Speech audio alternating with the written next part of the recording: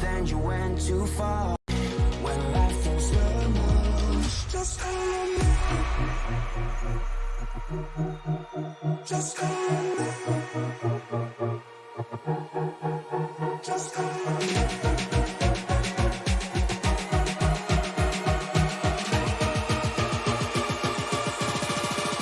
Just call me.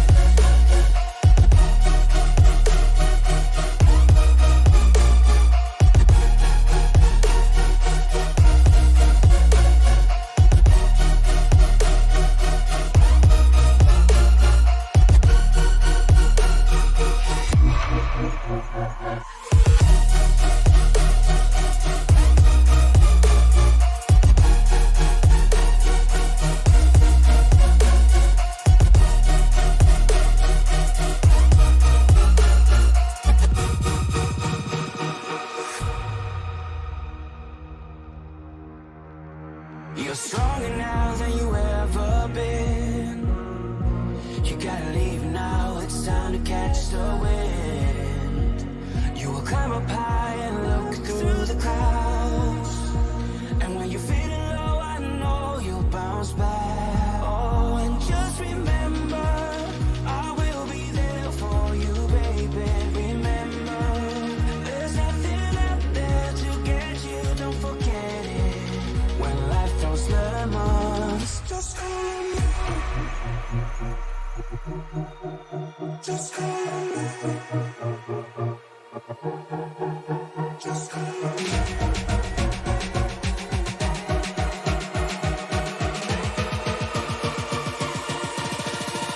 Just call me.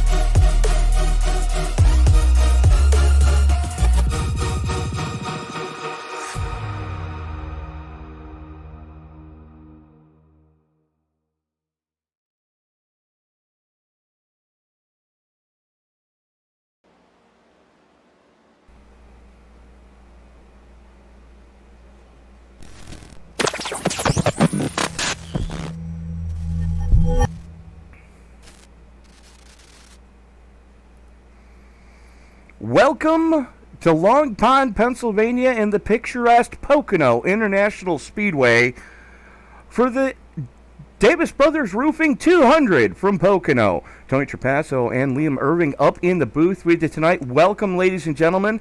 If you were with us last week, we were up in Loudon for an absolute slugfest. Last week, this week, we come to the Tricky Triangle.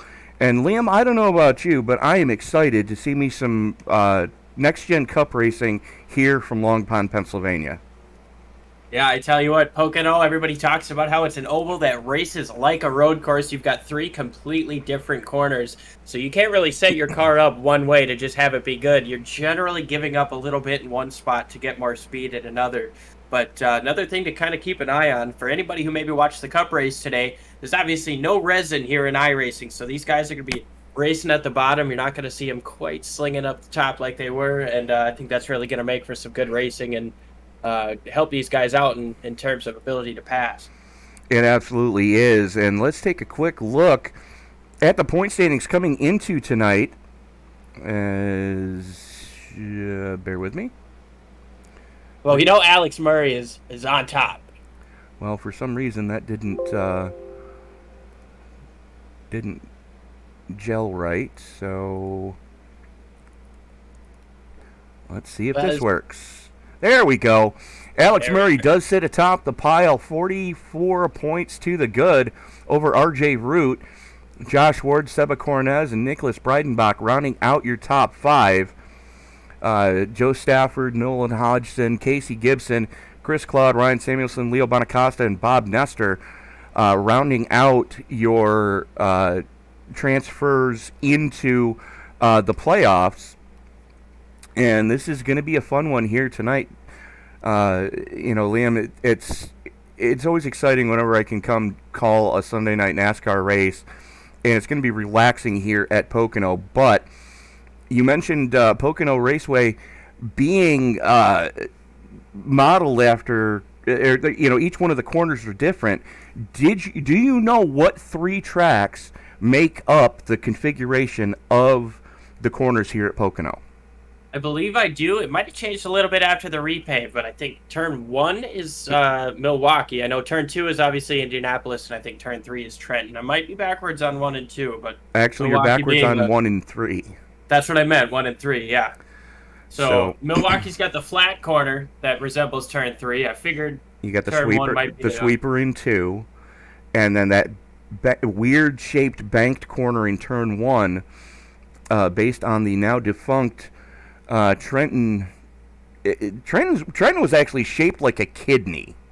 It had that weird jog to the right down the back chute, and I mean, it's one of those tracks that if you could win there, you could win just about anywhere. Oh, for sure. For any old NR 2003 fans, it maybe a little bit resembled Papyrus without so much of that banking there on that right turn. But yeah, it was quite an oddly shaped track, but definitely a tough one and something worth modeling a corner after this. It did at that. At this track. Qualifying underway right now, as we are just waiting on Randy Spivey to come around for his first flyer.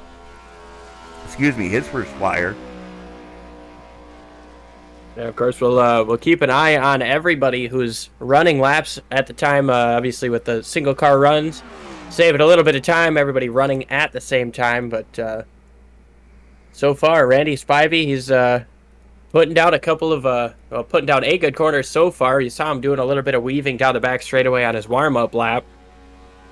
2 laps of qualifying here, though, so we might see him try to get a little bit more heat in those tires and really go for it on lap number 2. Joe Stafford going purple in the second sector to take the green on his first flyer. And first time starting to trickle in. Clayton Davis goes quick time. Wyatt Fink goes second quick so far. Our good friend Dave Regal jumps up to provisional P3 and immediately gets bumped. Eugenio Alonso with a fast lap, 54.21 across the line, number 86 in the provisional pole. Pushes Clayton Davis out just a little bit. Matt Gaskin's going to complete a lap with a 55.52, so a bit off there, but that second lap he's going to be hoping it's faster. Chad Sanner, 1/100th of a second off of that fastest lap, puts him up into second place. Jeff O'Rourke, Chris Claude, and Brad Gunn also completing their laps towards the tail end of the top 10. 10 of the 30 drivers entered now have qualified, now 12. As Joe Stafford goes to the top of the pile, 54.14. Clayton Davis jumps back into second quick. Let's take a look at Alonso as he comes out of 3 with a good head of steam. Yeah, big run there off of 3. Across the line. That's going to jump him up. Wow. First one to go sub 54. Alonso putting in a 53.91. Leo Bonacasa out on his out lap. Nolan Hodgson coming in between 2 and 3 right now, into 3. Pretty decent line, nice and tidy. Not pinching it down, letting the car run. Little bit of tail wag coming off of turn 4. That might hurt him. It's going to put him 7th quick so far. Make that 8th. As Seba Cornez jumps to the top of the board. Stafford goes to the top of the pile. Seba Cornez jumps up to 4th quick. So Stafford done, Cornez done. Chris Claude's going to go 9th quick in the Dasani number 10. And there's a familiar name in the 18. That is our normal broadcaster, Joseph Lester, actually out on track this week. Yeah, Joseph Lester, big fan of this Pocono Speedway, and been a competitor in the Sunday Night NASCAR League before. Obviously has the connection for calling these races for him, and You know he's super happy to be out on the racetrack. We watch him putting down a lap, coming across the start-finish line right now.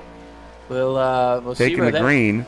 Oh, taking the green there, my bad. But Leo Bonacasa's first lap not counting. Oh, yes, it does, as he jumps up to 10th quick. Nolan Hodgson up into second. 53.89, just a couple of hundredths off of that fast lap. 53.86 by Joe Stafford. We've still got about half of these guys to qualify yet, and just under halfway in this, or just past halfway in this session, rather. Austin Story, Alex Murray, Ryan Samuelson, Nicholas Breidenbach, Alex Princeton, Charles Eaton, all coming out. J.C. Gibson coming across to finish his first. It's going to put him 5th quick so far. Leo Bonacasa coming through 2 right now. Make that turn 3, as he's got a good head of steam on this one. He's going to improve his position as Joseph Lester jumps up to 4th quick. Now Bonacasa goes 4th, bumping Lester down to 5th. Austin Story jumps up to 6th.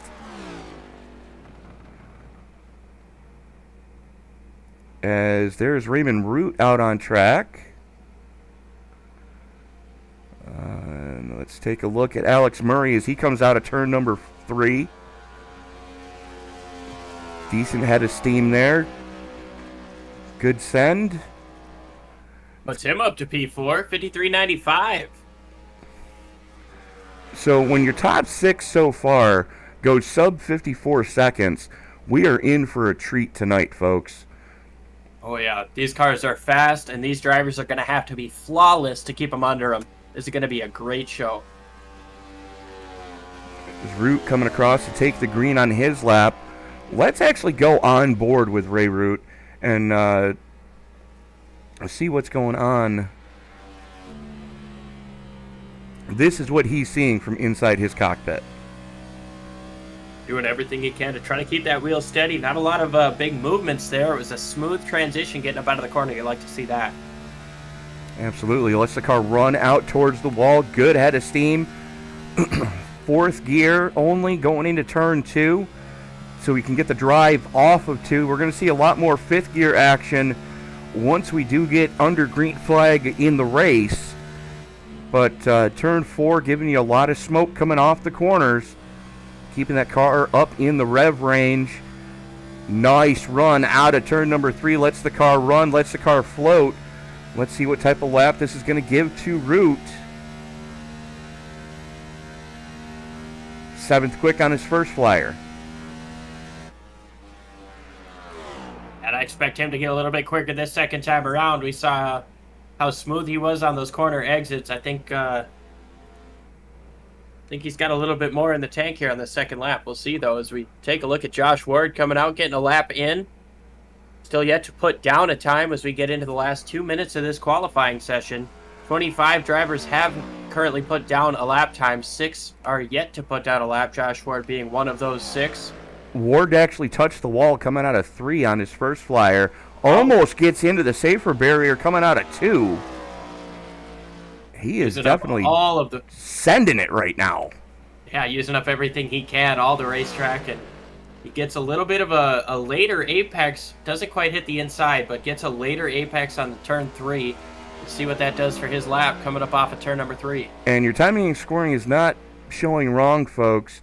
Josh Ward being scored as the 1, though he has a 67 on the door.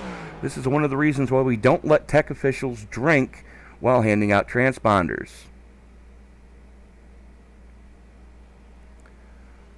As Matt White jumps up to 3rd quick. And it looks like Wardy going to be the last one to actually lay a time down, as we are quickly running out of gas, and there is qualifying.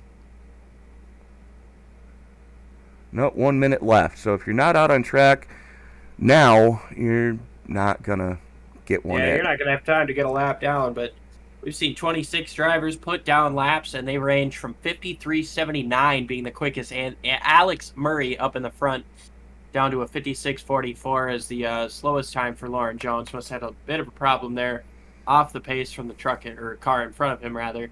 But for the most part, 21st through 24th are separated by less than a second. I think the parity in this field is really showing that a tough track like this, to see these guys this close, it's I tell you what, it's really exciting me for the 80 laps we're going to see here in just a couple of minutes. Oh, it absolutely is. As Commercial, Tony. while we are waiting, we are going to step away, pay a couple of bills, and we'll be right back.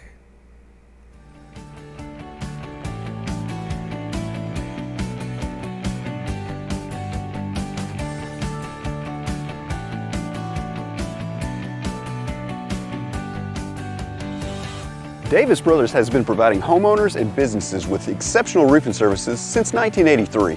From repairing roofs on small homes to installing new roofs on large commercial retailers, no job is too big or too small. Your home is an important part of your life, and your roof is an essential part of your home. We understand that. Whether you're inspecting, repairing, or replacing your roof, we'll treat your home like it's our very own. Low slope, steep slope, big or small, it doesn't matter, we do them all. And remember, we have the capabilities and the manpower to take on any size job. When it comes to your roof, it's important to be proactive. Choose an experienced roofer you can trust. At Davis Brothers Roofing, we are your experienced roofer. Contact us today for a consultation and let us earn your trust.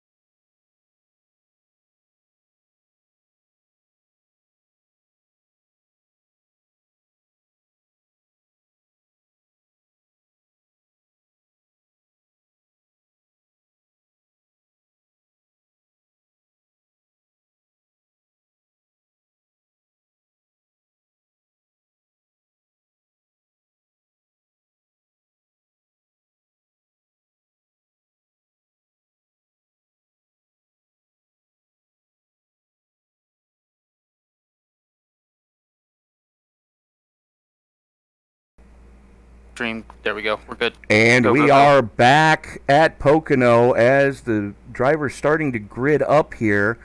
And, of course, my SDK not wanting to play kindly. So bear with me, folks, as I have to restart the overlay. We'll be going just a moment here. No problem, though, as these guys, the pack is rolling down the Long Pond straightaway while we try to get that figured out. We'll run through the top starters here. We got Josh Ward on the pole with a completely insane lap. Joe Stafford to his outside, Matt White, Bennett Allen, Nolan Hodgson, Joseph Lester, Leo Bonacasa, Randy Spivey, RJ Root, and Austin Story rounding out our top 10 here today. As J.C. Gibson and Nicklin Brottenbach going to make up row number 7. Row 8 is going to see Seba Cornez and Clayton Davis. Ryan Samuelson, Chad Sanner in row number 18. Row number 9. Row 10 is going to go to Brad Gunn and Chris Claude. As Charles Eaton and Wyatt Fink, Jeff O'Rourke, Dave Regal, Matt Gaskins, Lauren Jones, Alex Princeton, Zelda Collins, Ken Ron, Tony Burt, and Bryson Alexander rounding out your starting grid. All right, as the field works its way out of turn number 3, the only thing that's left to say is it's time to wipe the visor and adjust the 5-point harness. Grandma, grab some popcorn, because it's time to get it on in Long Pond, Pennsylvania. Race fans, it's showtime!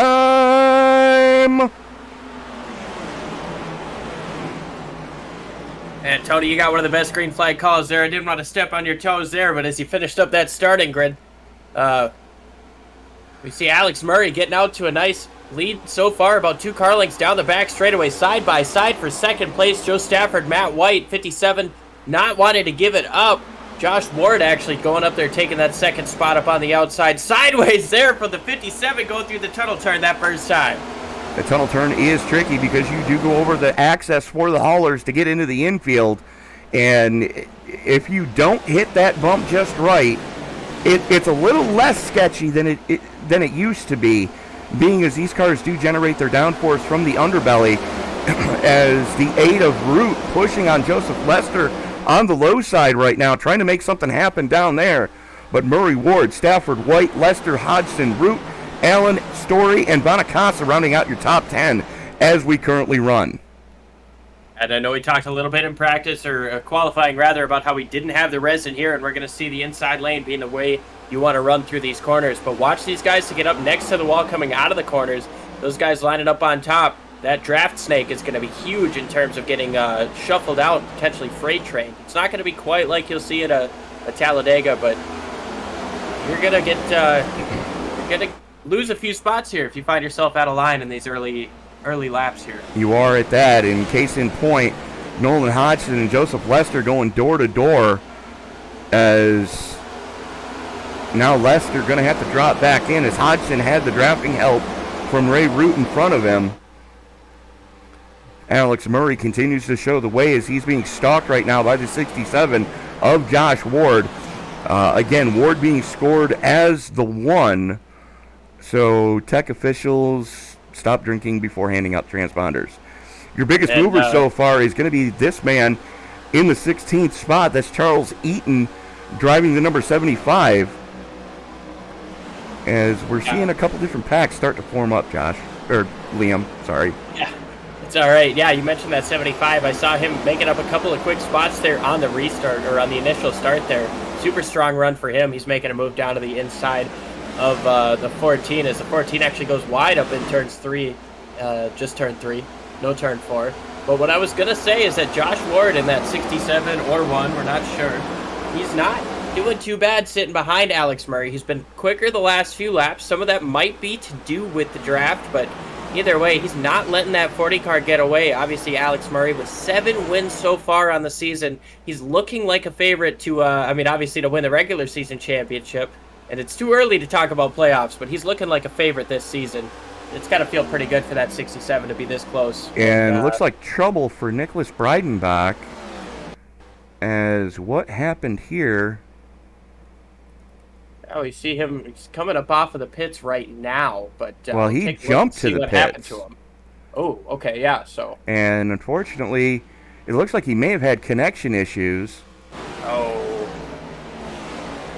You hate to see that for anybody in these races. Obviously, it's a tough break to have mechanical failures, these types of things out of your realm. You don't really get a chance to show what you got, but absolutely is your other big mover right now is the 8 of Ray Root. You see him on the top shelf working on the outside of Nolan Hodgson, or actually Hodgson right behind him, as they were both working the outside of Joe Stafford.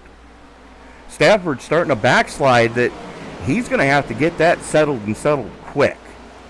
Yeah, he's got a loose race car. You see him down on the inside of Joseph Lester there, really getting loose through that tunnel turn, so he might have to make an adjustment or two on this first pit stop.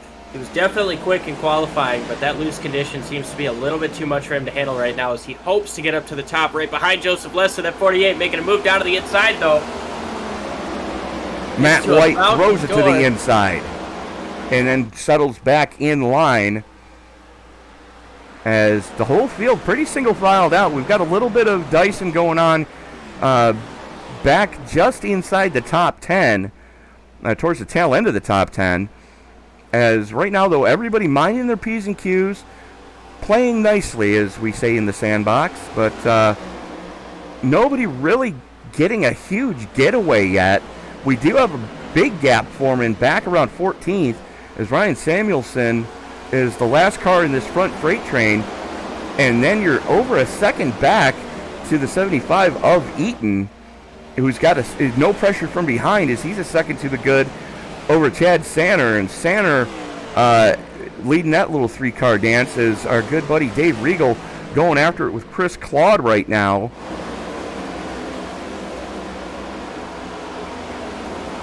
one thing that I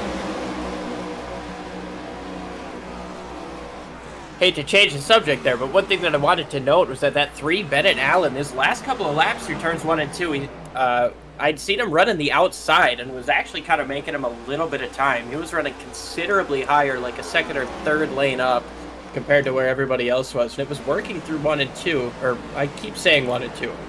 Turn Pocono 1. confuses me. Turn 1. It'll be interesting to see if maybe some other guys work their way up there and we start to see these people all over the racetrack, as obviously now the 3 goes down to the bottom trying to work his way around Matt White. But as these tires wear down, it'll be interesting to see how these lines change throughout the course of the race. It will at that, as we are working lap 7 right now.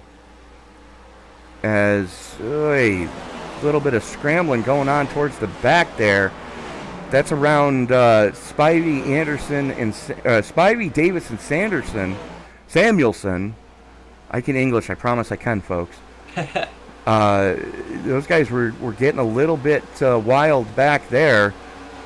Your next closest battle is still up here with Joe Stafford, as Matt White is filling his rearview mirror, and then right in front of him, Raymond Root really applying the pressure now. As here comes Bennett Allen to the inside of Matt White in 3. He's going to try to complete this pass, see if he can clear him there. It looks like he's going to be able to, and now he's going to sit right behind that 57. And he sees that gap in front of the 57, knowing that 57 car, Joe Stafford, is getting as loose as he is. He knows if he can get by him, potentially stay in that draft, he might be able to go at this top 5.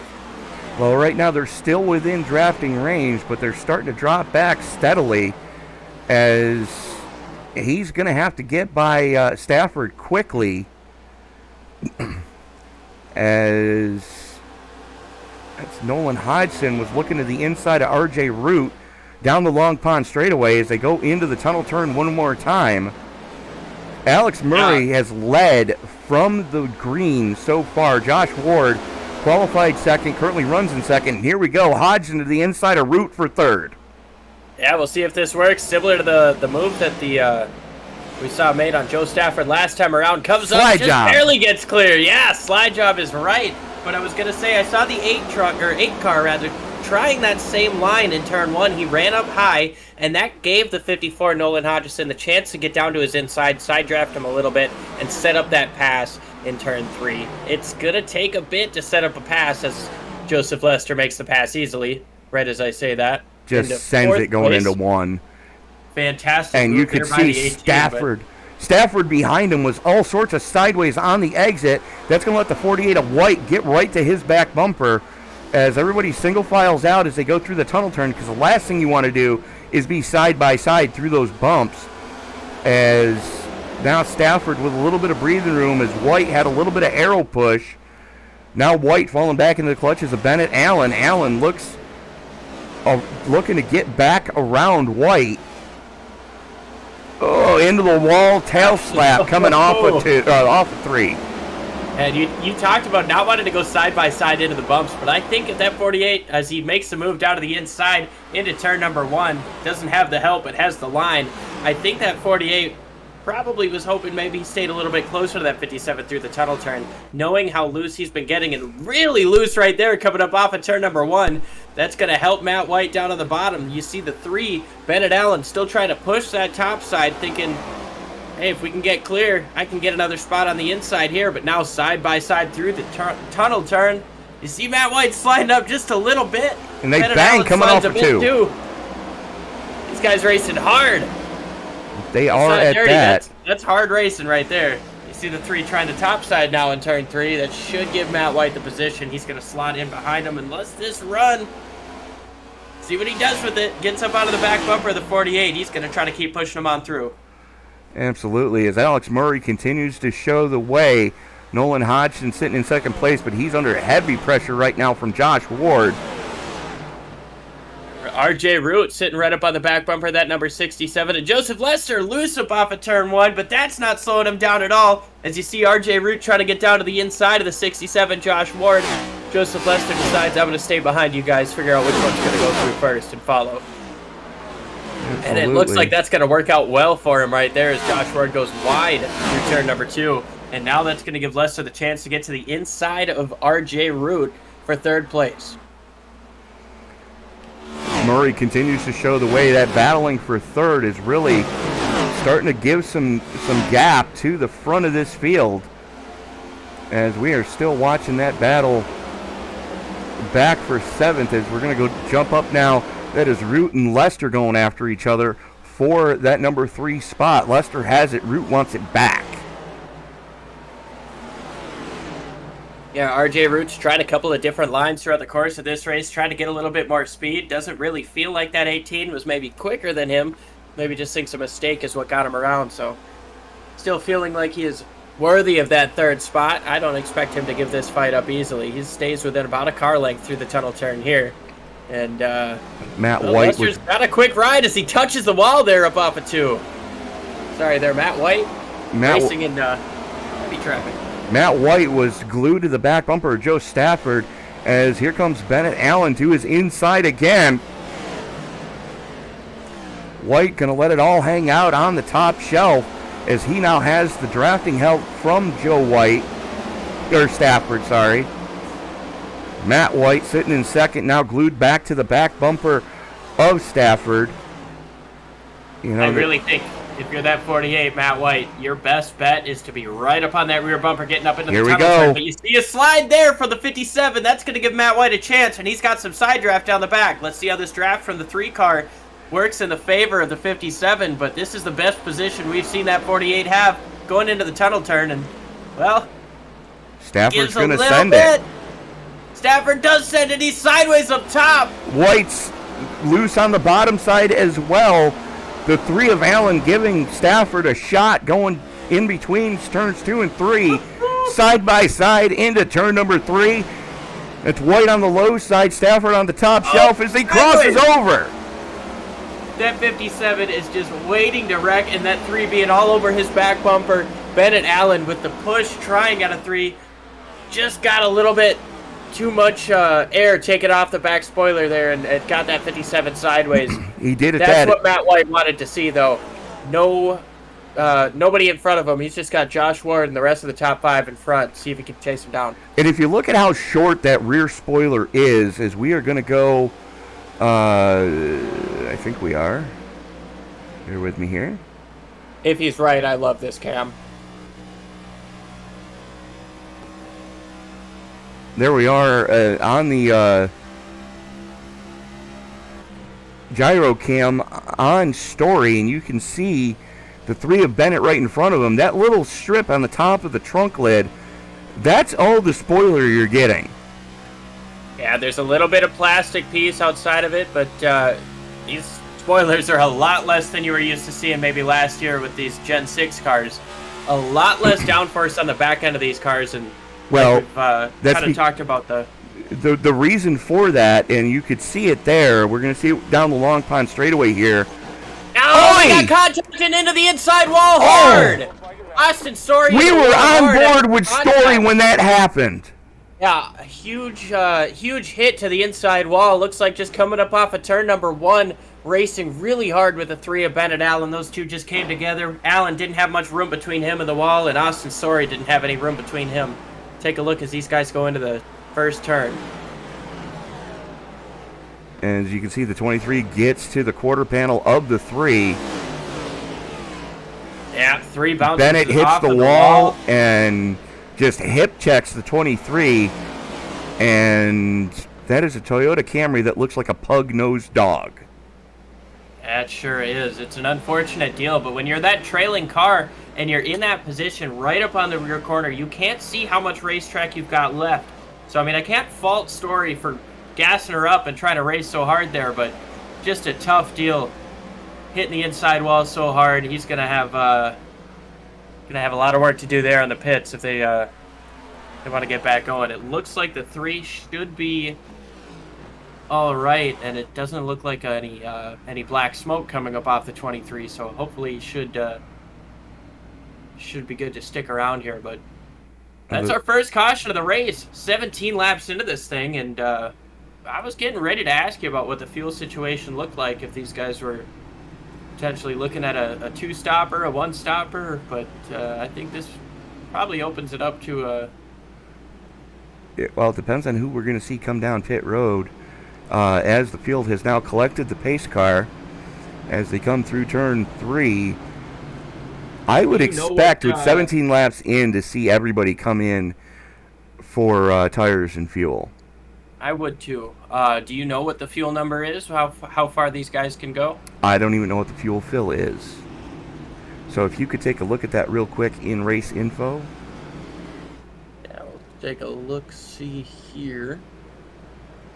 Fuel limit is 75%, so that should give us about 28 to 30 laps of green flag running, probably 27 to 29, because this is a very big track. But at halfway through, everybody's coming pit side.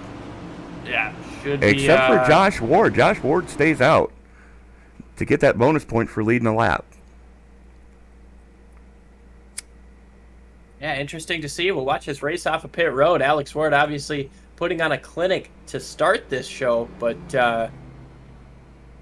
it's a team effort here, and we see a couple guys that looked like that 54 of Nolan Hodgson was going to get the run-up off, but that first pit stall being very beneficial to the 40 car of Alex Murray. Alex Murray took 2. Nolan Hodgson took 2.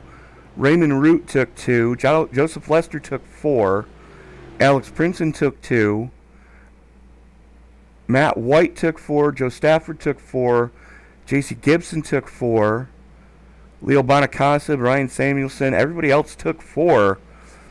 Ward did not pit. So this is going to be interesting to see what's going to happen here, Liam. As with the last tire model that was rolled out, 2 tire stops have become feasible again. Instead of making the car virtually undrivable like it used to be, now a 2 tire stop can actually help. Yeah, and I got to say props to iRacing for bringing out that new model the old way. It's kind of kept those outside tires way too cool for too long. They had no grip. But now you can actually, like Tony was saying, it's a feasible option. It might not be the perfect way to go, but hey, you're only halfway through a fuel run. You know you're going to have to make, I would probably guess, 2 more stops in this. I'm thinking worth the gamble this early on. Yeah, I'm thinking 2 more stops are going to be necessary. So to reset your field, Ward, Murray, Hodgson, Root, Lester, Princeton, White, Stafford, Gibson, and Bonacasa rounding out your top 10. As the lights go out on the pace car, Josh Ward going to have the button. Yeah, Josh Ward going to restart in first. Obviously, this is our first restart of the day, but it'll be interesting to see how Alex Ward kind of handles this, not being the control car. We've seen him come to the checkered flag 7 times so far this season, so we know he's not, going to be kind of a nervous Nancy with it. But at the same time, first time in this race, it could be an interesting dynamic, especially with the 54 potentially being able to get down to the inside as well. So, well, keep in mind the Geico restart zone is in effect. Oh yes, that's a new one for me. So what happens is, as the field comes out of turn 3, they're going to enter that blue striped zone on the wall and on the apron. From the time they enter that to the time they exit that, the leader has control of the field. The green flag will wave, but the restart is on the leader. If the green flag waves when the leader exits that zone, right. If the leader does not go in that zone, the starter follows the flag, compared to before where it was just on the leader whenever they felt like going after the pace car peeled off. Yeah, or on green in respectful leagues, but well, it's a new dynamic, at least for me, but well, we are about to see it in effect as the field works its way through turn number 3. Pace car getting ready to make that hard left turn below the mustard line. Ward has the button as we go into the Geico restart zone, and green flag on the is gas out. Goes Ward. Wastes absolutely no time. As soon as he hit that blue stripe, he was gone. Yeah, he's got about a car length going into turn 1. It'll be interesting on this first lap to see how much that draft helps the cars behind him. but already side by side with the 54 and the 40. And Joseph Lester looking to the middle, 3 wide between Ray Root and Hodgson. Ray Root gives up, gives that spot away, gets up to the top, and now you see Alex Murray try to block both sides. Joseph Lester getting up to the top, going into turn number 2. Lester going to have the drafting help from the one. Roy. A huge moment for the 40, and not a moment of time given up. Like, I would have seen that as a regular pass. 3 had he wide. not gone sideways. 3 wide behind him, yeah. Hodgson sits on the bottom. Matt White, the big beneficiary there, and is now trying to take advantage of the 40 car, getting passed by Joseph Lester this time. Battle for the lead, Joseph Lester. Lester looking to the inside, going into one, side by side with Josh Ward. And this track is no stranger to drag racing, as the NHRA has held events on the front stretch here in the past. Not in the past few years, but in the early days of the funny car ranks and the pro stock ranks. They did hold races here at Pocono, as Lester now shows the way. And here comes Stafford to the inside. Picks off Alex Murray. It looks like 2 tires was not the way to go. Yeah, that's got to be it. Alex Murray was dominant out in clean air out front, but he gets into the wake of some dirty air, and with those 2 tires, it might not have been the call. As you see, Matt White really is probably the biggest beneficiary of that caution, sitting in second place right now. Well, Joe Stafford. Josh Ward was all sorts of sideways coming through 3. Really had to chase that one down the hill. 3 wide still in 1. As you see RJ Root getting up into the wall, coming up off of 2, and we got a spin to the inside. Heavy contact for the 54, Nolan Hodgson. Oh, that's a tough break for him. He was running up front. We're going to take a look at this right away.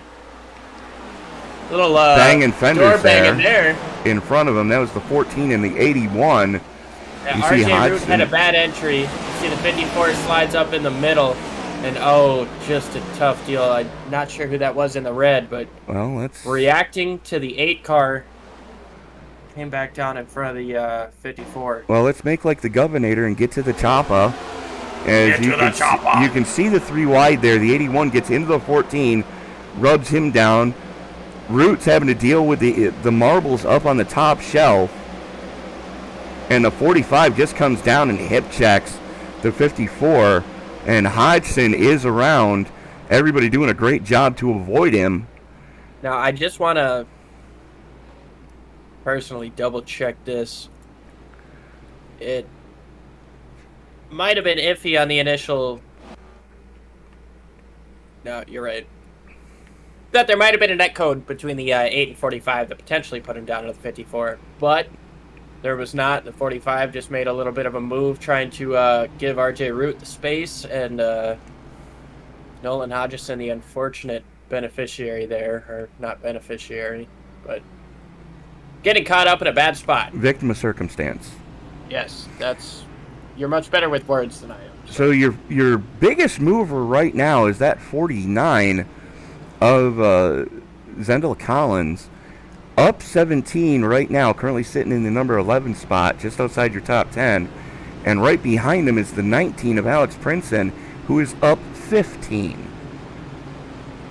Ryan Samuelson in the 81 is up 11, currently running in 6th. And then your next biggest mover would be Seba Cornez right behind him.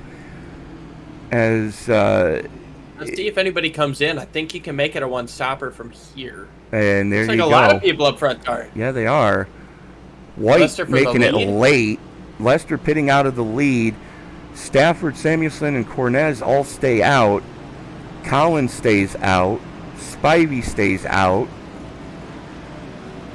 The one that I'm looking at, though, that 40 car, he's coming in right away. Didn't like those 2 tires.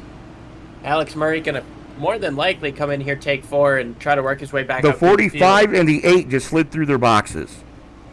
Oh, that's a tough break. Joseph Lester gets off before the 48. Now, I wonder if these guys maybe came in and took 2, having already pitted just a couple of laps ago. Well, J.C. Gibson took fuel only. Matt White took fuel only. and Joseph Lester took fuel only.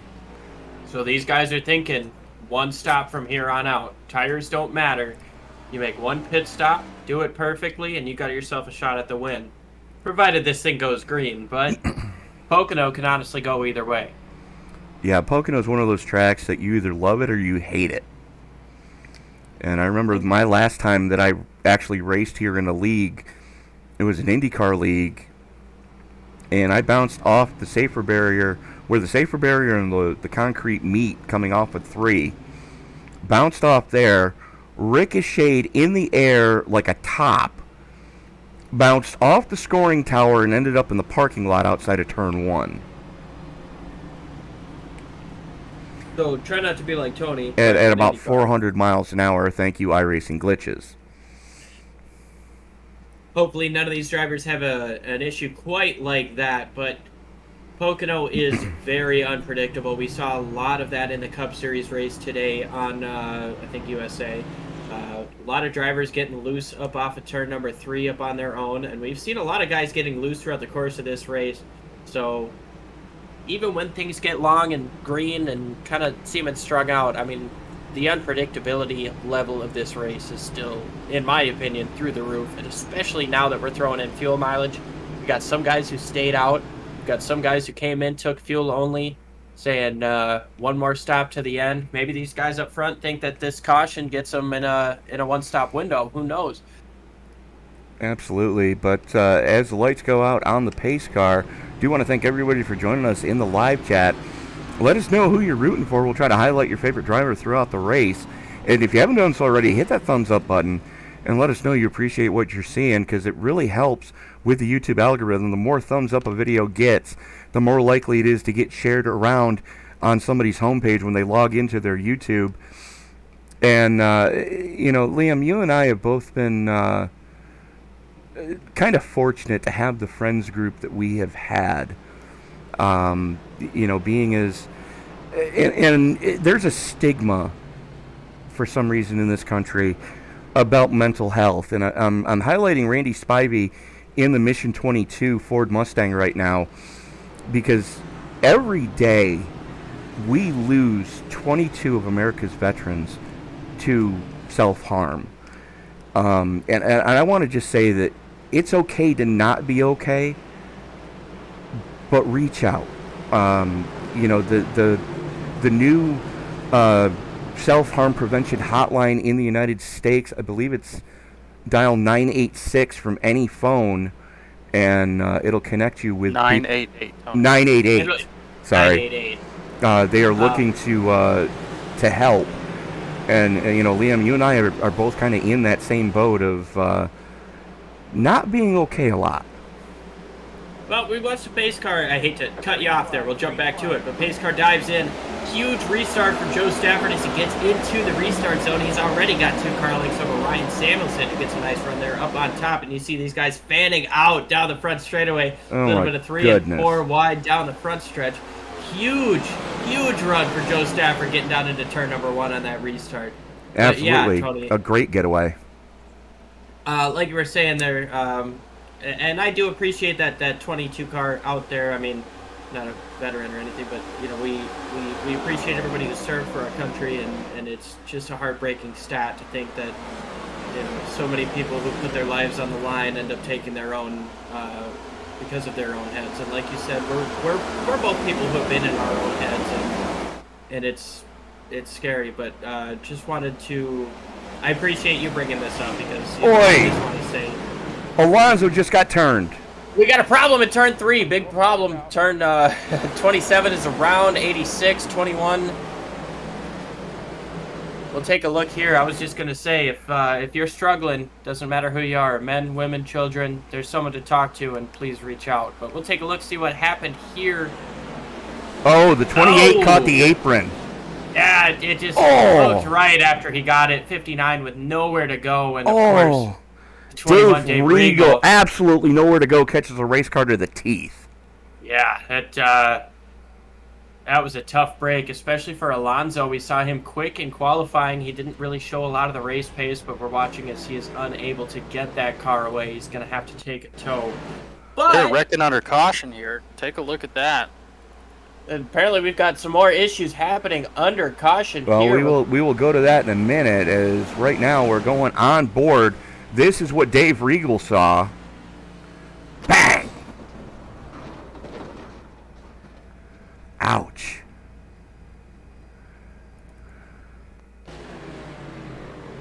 As we take a look at what happened under caution, I believe it involved Bennett Allen coming up off of turn number 1 here on lap number 27 for him. It looks like everybody's catching up to the pace car. Oh, he got into the back of the 49. Oh, man, that's a tough break. That was a hard hit. Yeah, just didn't get checked up here coming up to the, I don't know, that might have been a little net code. It kind of looked like he maybe avoided him, but cranked it hard left either way, whether he made contact or not, trying to avoid him, and smacked that inside wall really hard. That's a tough break for that 3, who was super fast. We saw him making moves, racing with the likes of Matt White in the 48, and top 5 driver all day. And I'm really trying to grasp my head on this. I apologize for the fact that it's not what we're doing right now. But I'm looking at a Bob Pockris tweet. Oh, boy. That says the 11 and 18 were disqualified. Oh, really? Chase Yeah, Elliott Bob is the winner of the Pockris race. does not cover Sunday night NASCAR. So if you're rooting My for the 11 and the 18 there, but no, that is some news out of NASCAR. I was actually going to come in and let y'all know. And suddenly maybe a wild James Riles shows up. Yeah. So doing some pit road reporting. So once everything goes green, y'all do your thing. Let me know. I got some information to share with y'all. Well, while we were still under caution, now would be as good a time as any to share that. So one thing that I would like to say, just coming from pit road, did talk to the field filler guys there in the beginning. Of course, that was a couple cautions ago. Kind of missed the bus on that, but they did take tires only. But one thing, or fuel only on that first caution. That's what led to most of them being mid-pack. But what I really want to see is Joseph Lester in the 18 Toyota. What some of you may notice is one of his first times back. Last year, he was racing at the first race in Pocono, and a little bit of issue there. Got DQ'd for jumping a start back when that happened. Back when that wasn't the rule. So he ran third, finished second as he had to give up that position, his win. So look for a storybook kind of comeback here for Joseph Lester in the 18 machine. Absolutely, man. I knew he was fond of this racetrack, and that he'd been talking for a week about, he wasn't going to be able to call this race because he was going to be in it, and me not knowing that story, that makes a lot of sense there. This is a track that Joseph Lester thinks owes him one, and, well, he's going to restart, looks like 5th place, 6th place. Going to be in row number 3. He's got himself a good chance, as we've still got 50 laps to go. And talking about, they're talking about making the money stop, trying to get where they can go. Shout out to you guys in the booth. If you didn't notice earlier, there was a little bit of a hiccup. We went to commercial. They actually had to go live on Facebook as well. So we are live over on Facebook. Sim Racing Media. You can just kick us up in the search bar and watch there if you'd prefer. And you guys did it seamlessly. It was absolutely perfect. Just shout out to you in the booth. Well, we are on board right now with the 22 of Randy Spivey, looking forward at the 81 of Ryan Samuelson, running the Mental Health Matters Chevy Camaro tonight. And we will be able to see on the door here momentarily. I hope. Or not.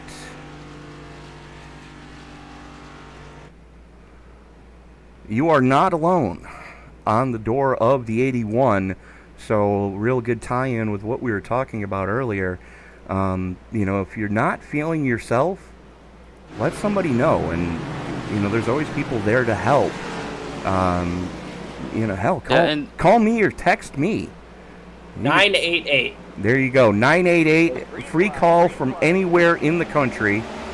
green flag. Sorry, back out in the air, and the 14 on the outside did not get a good start. Steve Cornez with a lot of cars pushing up on that back bumper, and a huge restart for Ryan Samuelson getting out front. You see these guys fanning out, but yeah, I did want to push that mental health issue. I saw the 81 and the 22 with their paint schemes, and you know, it's absolutely just important to know that you're not alone, you know. But we've got fantastic racing action, and you know, let's not let that take a. Oh, absolutely. You know, and that's the one thing that can help. Oh, we got a crash in the tunnel turn. Boy, that was big junk. Matt White, Alex Princeton, both involved in that one. Let's go back and take a look. That's a tough break. We're getting distracted from the racing, and here is White. White's all by himself here, so I wonder if he maybe got caught up in something. Yep. See a check up in front of him. Oh, yeah, the crash has already happened. That 19 Interstate Batteries car has been junked already, so we'll have to take a look and see what happened there. But well, let's take a look from Alex Princeton here. You see him in the middle of 3 wide down the Long Pond Straight. He got Burt to his inside, Claude on his outside, and Burt just not quite clear on the inside, and they get together. The 48 catching a piece of that. Yeah, we talked earlier about how going through that tunnel turn 2 wide is sketchy, but 3 wide, that's going to cause some problems, and that's a really tough break for Matt White. We talked about him a lot so far in this race. He's been super fast in that 48 car, but unfortunate for him. And obviously the 19, Alex Princeton, he was running up front. We didn't talk about him a whole heck of a lot, sitting outside of the top 10 at the time that this happened, but now there you running can up see front, running consistently. You see the 4 car thinking maybe I've got enough, but as everybody checks up for the corner, he hit that bump on the corner entry, gets the 36 loose. He goes in. Oh, the 79 of Matt Gaskins just barely getting by unscathed. Yeah, let's maybe go take a look at that one more time. Matt Gaskins with the... Matter of fact, we're going to go on board with Gaskin.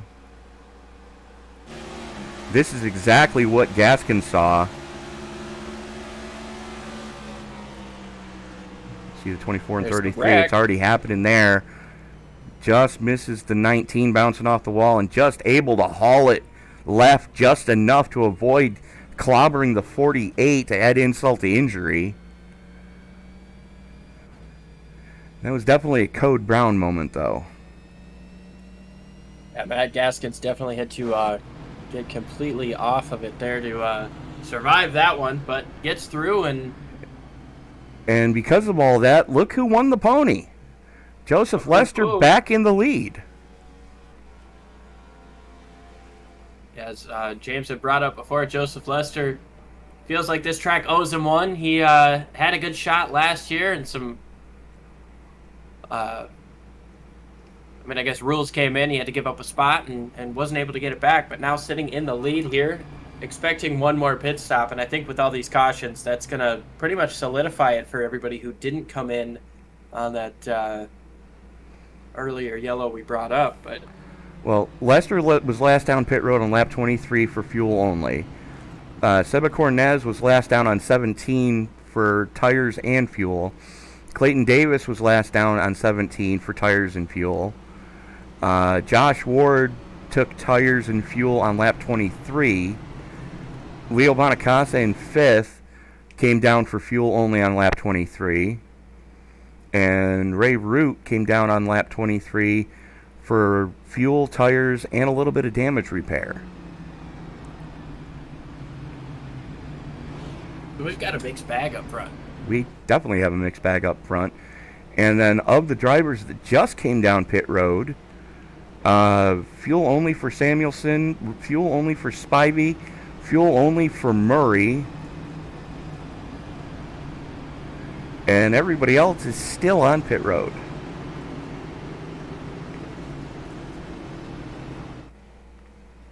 As White now comes out after getting some damage repair on the 48. Now, the big question remains, with as much damage as he has received, does he have radiator damages? That's been the Achilles heel of this next-gen car. You bump draft a little too hard, or push that front the nose piece in just ever so slightly, and you've got radiator damage, and you're going to hand grenade the engine within about 10 laps of doing so. Yeah, you really don't want to play around with these radiators, and it's tough to know until you're actually at speed, putting the higher revs on, just how much damage has been done. So obviously those guys in the 48 camp hoping there isn't a lot done, but at this point he knows he's not going to be in a chance to win this race, so he's just got to try to salvage every point he can. Well, the other bad news is, unlike the truck or the Xfinity car, these digital gauges, we're not able to see what the oil and water temps are starting to look like. So we're just as surprised as the rest of y'all when we see the cloud of smoke pouring out of the diffuser at the back of these cars once somebody has had an engine let go.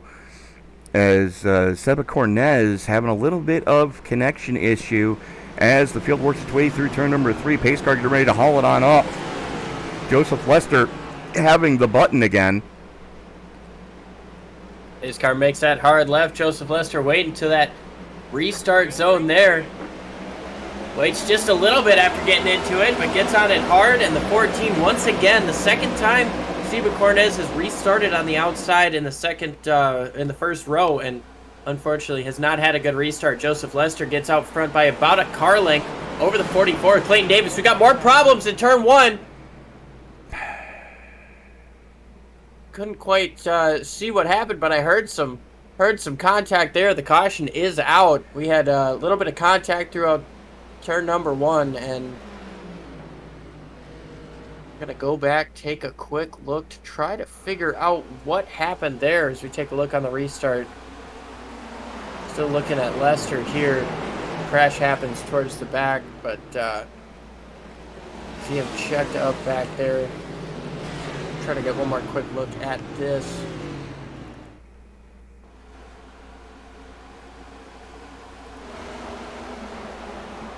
Take a look at the limp here, get the wide angle. There it is. Yeah. The 11 of Jones got into the 57 and just sent him around.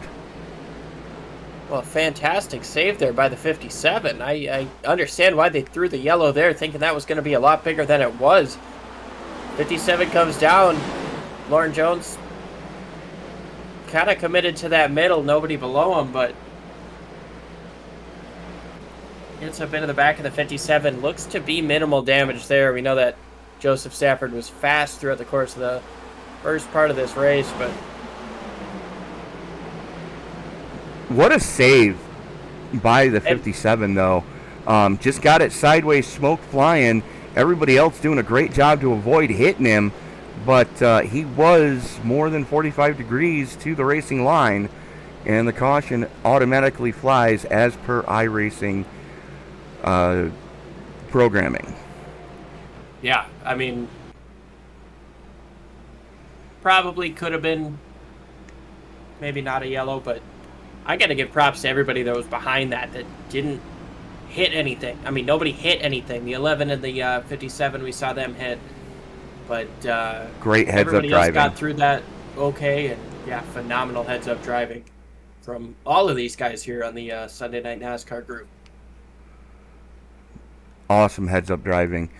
As again, do want to thank everybody for joining us in the live chats.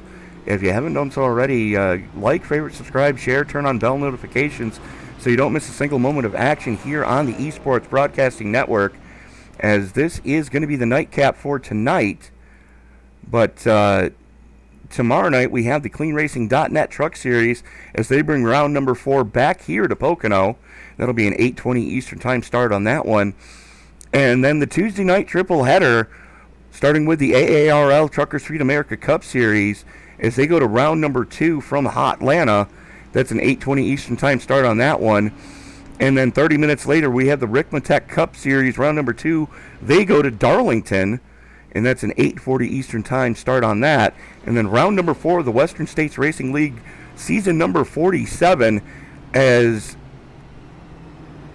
they go to Indy. So the Brickyard at 10:05 Eastern Time. So a lot of racing just in the next 2 days here, Liam.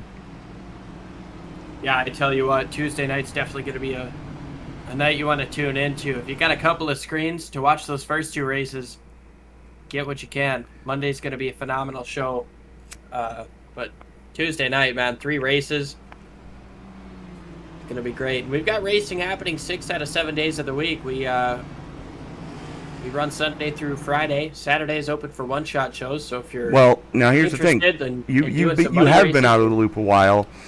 As last night we just premiered round number 11 of the Sim Racing Media Super Late Model AI Series, as they went to Concord. I love that AI series. That is so much fun to watch. One of my late night before bed. I don't. Yeah. Obviously, I've been out of the loop and out of the SRM game for a little while, but it's a good time. But...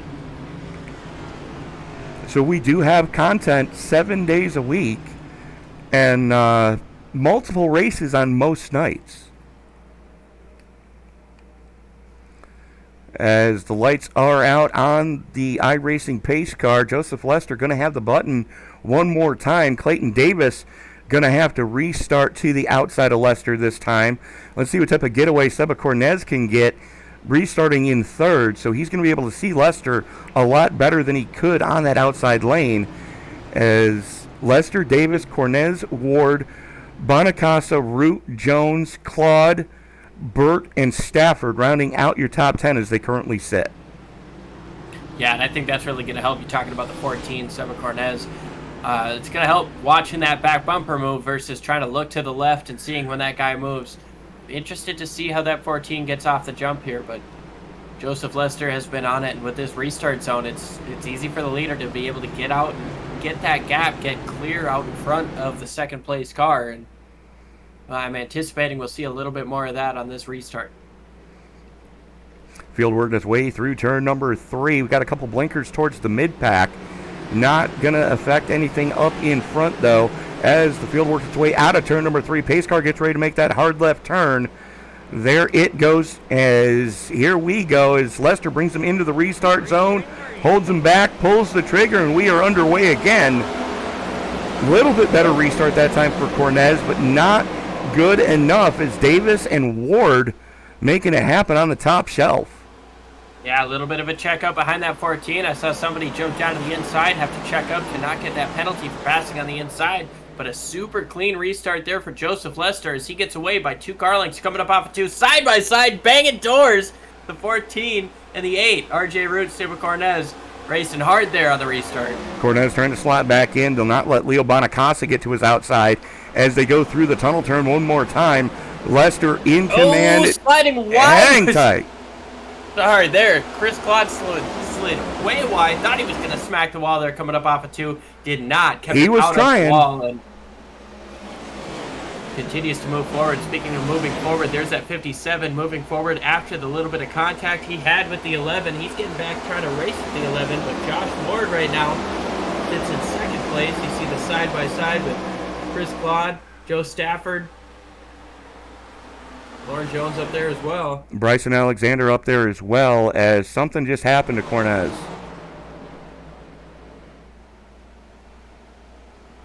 Oh, no, that was the 19 of Princeton. He is back in the pits. As battling going on right now towards the front of this piece is Ray Root is giving Clayton Davis all he can handle right now for the final step of the podium. 6-car breakaway at the front of this piece, and then you're a second and a half back to that second group being led by Bryson Alexander.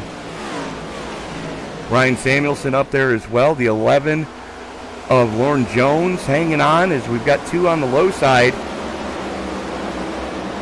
It's J.C. Gibson and the 40 of Alex Murray. As here we go, Samuelson looks to the inside, of the 20 of Alexander. Makes the pass stick coming off of turn 1. Little bit of shenaniganry going on back there a little bit. J.C. Gibson had to chase it down the hill. Wyatt Fink starting to make some headway in the 63 finally. With Chris Claude loose up top, he continues to lose spots there. Tough break for him so far. Wyatt Fink, you see, taking advantage of that, but Chris Claude rocking that outside through 3 right now.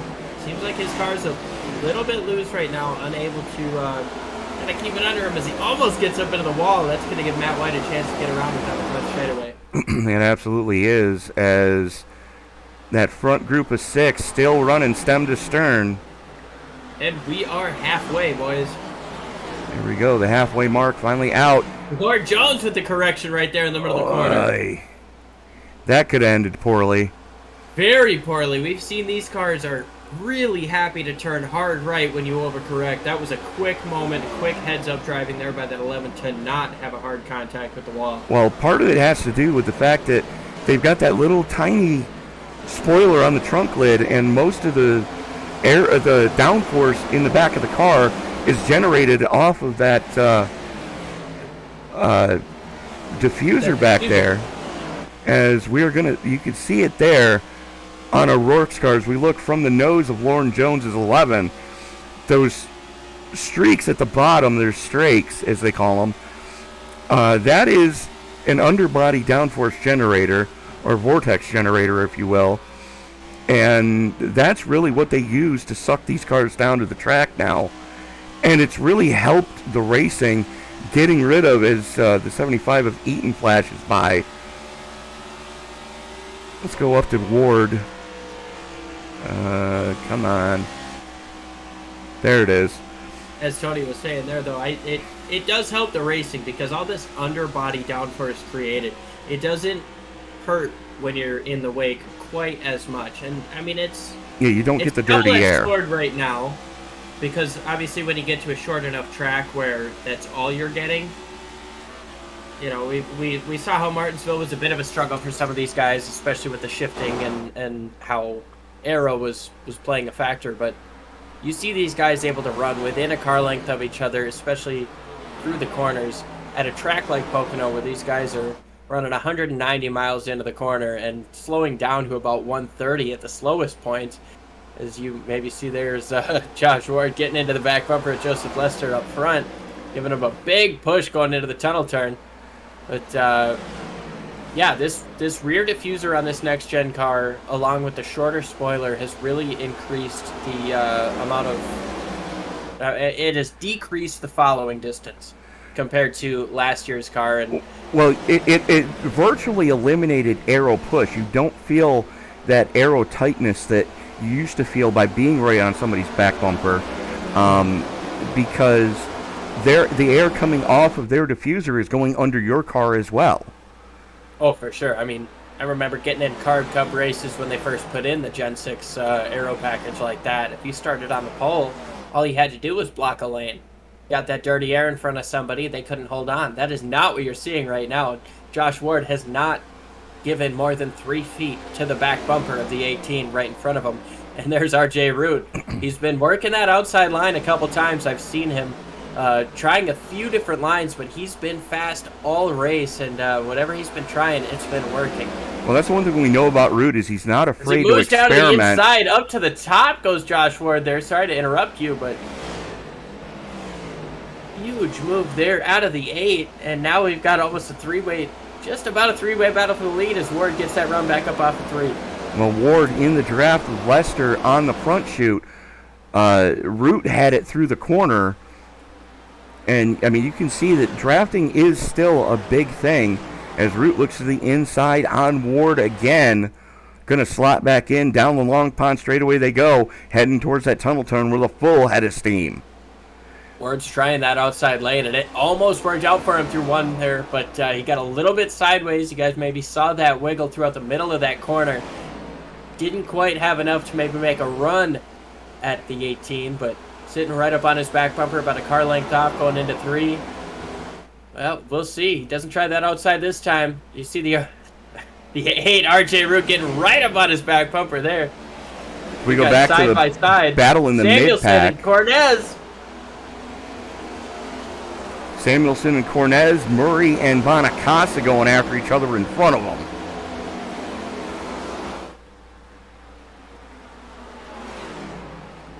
Good grief. And this is your battle for 5th, folks. As they've got 4th place, Clayton Davis right in front of them. Super sideways was the 40 of Alex Murray coming up out of turn number 1 there, but once again doesn't give up an ounce of time as he looks down to the inside there on the 44. Davis was trying to block going into the tunnel turn. Murray was having none of it as now he gets shuffled back on the top shelf. That's going to let the 45 of Bonacasa get by him as well. So Murray getting a twofer there in 1 lap as he's now starting to stretch his legs. He has 2.5 seconds to make up to get to the back bumper of RJ Root as Root and Ward go side by side down the front chute. Yeah, these top 3 haven't quite been able to figure it out. Joseph Lester's watching this all happen behind him and enjoying it, but they're not losing the time racing side by side and trading spots like he wants them to. So you see RJ Root able to get clear that time and gets a big push from the 67. We'll see how much he closes down on the 18. Big run going down into the tunnel turn. Looks down to the inside. We'll see if he's got anything for him. Slides up just a bit. He almost... Ooh, buddy! Ward in the 67 almost gets into the back of Root. It does pull alongside down the short chute between 2 and 3. Still side by side going into 3. Root has the advantage on the low side, letting it dig. Watch for the crossover. Nice run here for the 67. He's going to stay right behind him, try to push him back up to that 18. Keep him up there. Don't let Joseph Lester get away. But I tell you what, man, that turn 2, that last time around, you had 3 phenomenal drivers running 3 different lines, running with 3 different problems. As you see that 8 car getting right up to the back bumper of Joseph Lester. Well, that was certainly a pucker moment as Lester left a gap and then decided to slam the door. But all that battling has let Alex Murray close in by a full second as he's now a 1.5 seconds back off of Ward's 67. And he is reeling in the leaders hand over fist right now. I don't know if it's just having the 8 car this close to him right now or what, but we're seeing a little bit more wiggling out of that 18 than we did at the beginning of the run. Be interesting to see if that persists, if he continues to get loose. But like you said, Alex Murray sitting in that 4th spot, a 1.5 seconds off the lead, and watching these guys battle in front of him, especially knowing you had the fastest car in the first 20 laps. Here we go. Gotta feel good. Side by side for the race lead. RJ Root looking to come up and clear. Can he get the job done? No. Lester lets it eat on the second lane as he now has the drafting advantage from the 67 of Josh Ward. Down the long pond, straight and into the tunnel turn they go. I tell you what, Josh Ward is just playing best friend to anybody who's in front of him right now. Pretty much. He's behind the 8, he's pushing him to the 18. If he's behind the 18, he's pushing him past the 8. Josh Ward is out here. He's playing with these leaders right now. It'll be interesting to see as the rest of the race plays out. This guy's got one more pit stop left. How these guys stay together through that. And Lester pinches down on Root coming down the front chute. Little bit of a block. Root gets side by side, nose to nose, going down into 1, looking to try to get him clear. Full send it mode for Root. Does have the clear on the exit of 1. He's going to slide up back into the lead. New leader, Ray Root. Let's see what kind of run that 18 can get. 67. Josh Ward not quite as close as he was to the 8 that last time around, but still close to that back bumper. Josh Ward trying. He got sideways there, but he's trying to get up behind that 18 and push him. Looks like RJ Root working with that clean air. He's been able to get a little bit of a gap, 3-4 car lengths throughout the course of this lap.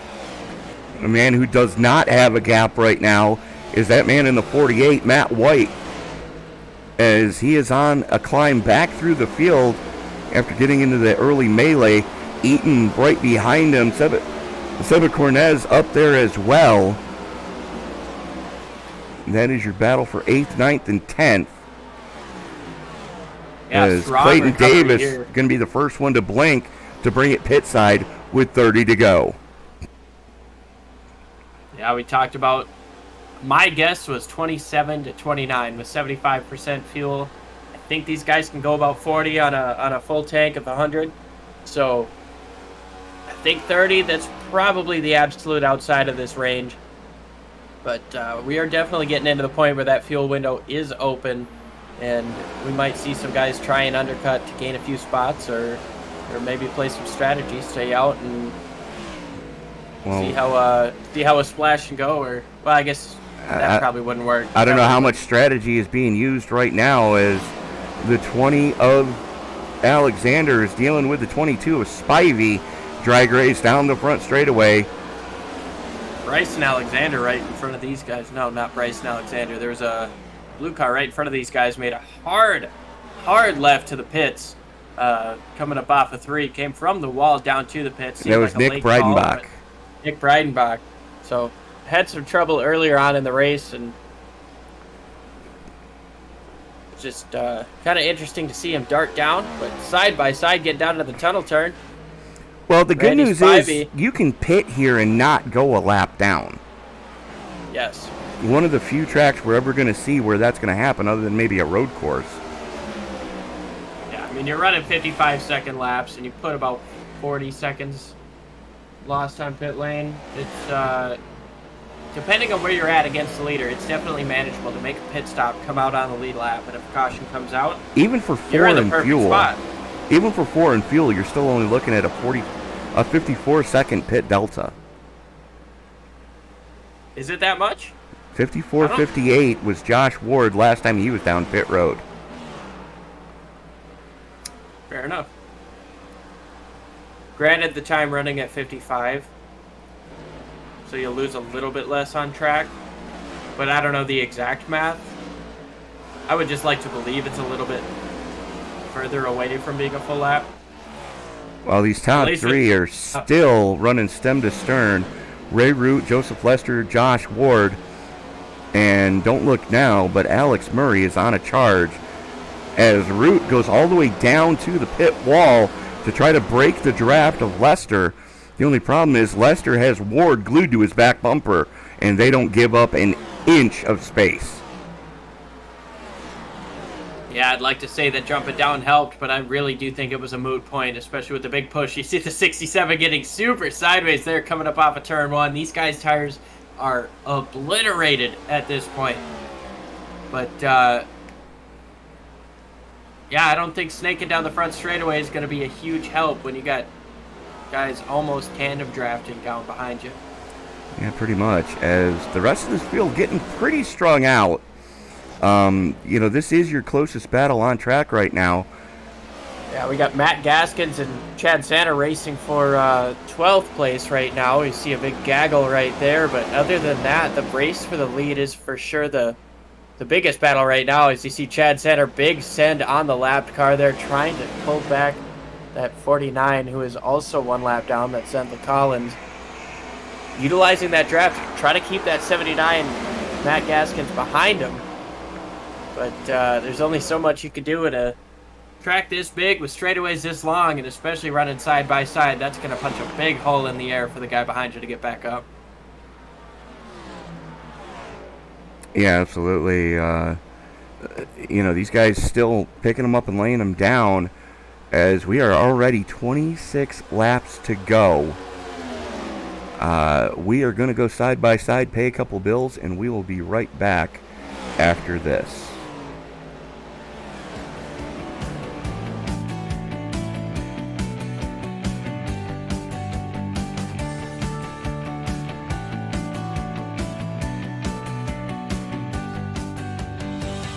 Davis Brothers has been providing homeowners and businesses with exceptional roofing services since 1983. From repairing roofs on small homes to installing new roofs on large commercial retailers, no job is too big or too small.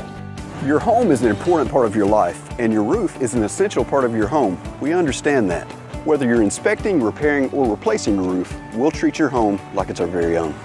Low slope, steep slope, big or small, it doesn't matter, we do them all.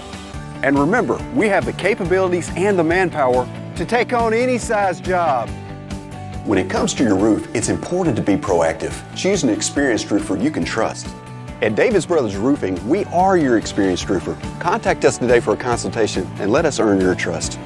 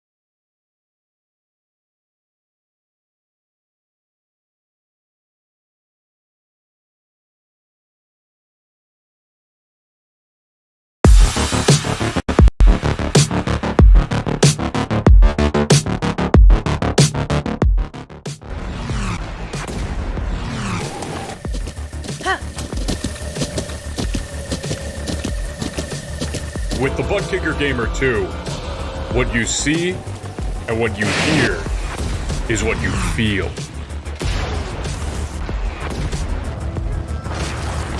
Buttkicker, the future is feeling.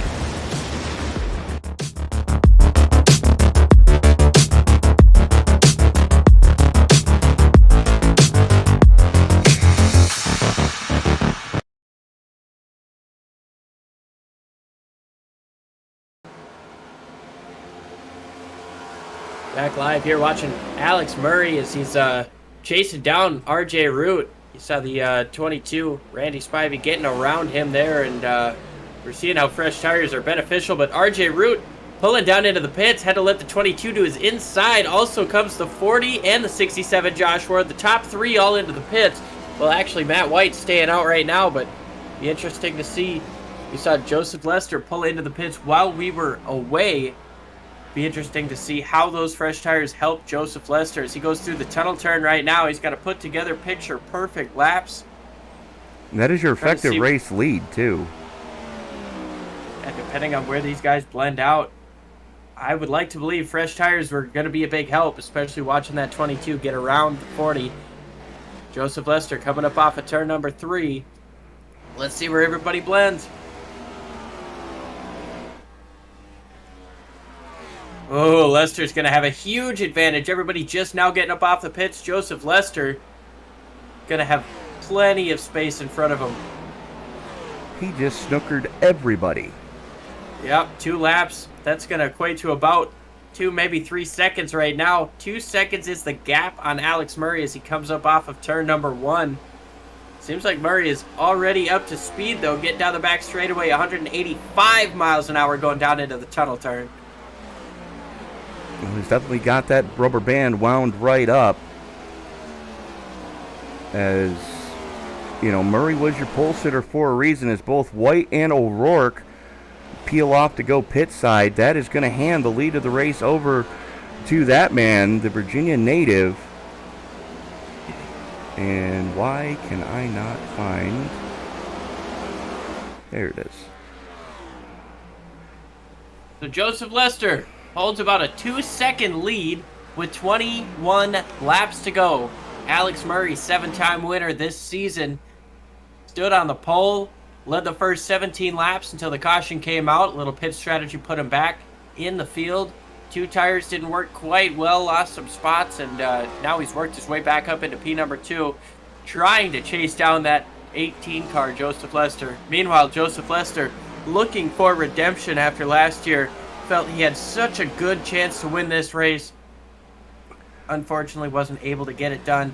He's trying to take that checker flag home. He is at that as we are 20 to go, this time across the stripe.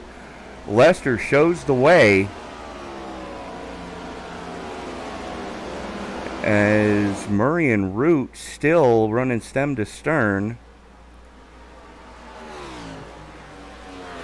I tell you what, based on that last run, I think the 8 is quicker than the 18. I think the 40 is quicker than both of them. But we'll have to see if maybe some adjustments made by the 18 can help him on the longer run, as we've seen Alex Murray already knock out 4/10 since the pit stop. but we'll have to maybe see when these tires equalize out. It's always tougher when you're the chaser. You know you've got to use a lot more. Well, you can see the gap there from Lester to Murray. There's Lester, there's Murray, there's Root, and there's Ward. So top four with a little bit of breathing room right now. Field pretty strung out right now. Your closest battle is back here for 7th between Leo Bonacasa and JC Gibson. Gibson trying to reel in Bonacasa down the front chute right now. Does have a little bit better head of steam, but Bonacasa is going to keep the doors shut as that Money House Toyota Camry keeping it wound up right now. Again, closest battle on track is for 7th. We got another one starting to heat up for 5th, as that is right in front of them. That 7 Cornez and Ryan Samuelson, as they have the lap car of Nicholas Breidenbach right behind them. Here comes Samuelson to the inside of Cornez going into 3. Just full send it mode for the 81 as he moves into the top 5. Yeah, super clean, super strong pass there. You see by Ryan Samuelson getting around the court. Holy cow. Did you just see the lap that Ray Root just laid down? I was literally about to mention the lap he put down before that, and That's then he what I put mean. that down. 53.69, 53.77, the last 2 laps for the 8 of RJ Root. I was about to bring him up. RJ Root has been, like I said, I think he's quicker than the 18. I didn't know about the 40, but he's utilizing that draft, and he's using the speed on that car. I mean, we might have ourselves a 3-dog race here, about 15 laps. Well, that's all it's going to be right now, is Josh Ward in the 1 is starting to drift back off of both of these guys back here. No real pressure from behind, as Ryan Samuelson is 2 seconds to the arrears in 5th and starting to pull a gap on Seba Cornez. Yeah, the lap before last, Josh Ward was quicker than the leaders, but this time around about a 1/10.5 slower. Seems like maybe losing that draft has lost his ability to try to chase those guys down. But we watched JC Gibson getting in some traffic now. We watched him race with Leo Bonacasa before, and Seba Cornez potentially holding these guys up. Nicholas Breidenbach right behind. We saw him have some connectivity issues at the beginning of the race. Not really playing a factor in anything, but getting the laps in. As you see it move to the inside, there goes Bonacasa to the inside of Cornez. Cornez is not going to give it up, though. A hard fight on the outside. Oy. Has to lift just a little bit. And the 27, JC Gibson, going to try to follow right through. Maybe make a move down into 3. Gibson sends it going into 3, but everybody was a little bit tail happy coming through the tunnel turn. They caught that bump just ever so slightly off kilter. It took me 65 laps, but I think I've gotten used to everybody being sideways up through the tunnel turn. Yeah, pretty much. And It's you know, still, goes back. Still, you know, it jumps my gun or whatever. It gets me excited, but Well, here's the thing, and the reason why they're getting so sideways is because they don't have the spoiler pushing down on the rear end. They have that diffuser sucking on the rear end, and all it takes is a little bit different ride height. So if you come over the bumps, you know, that car really unsettles, and it really loosens the car up because you take away that vacuum under the back of the car.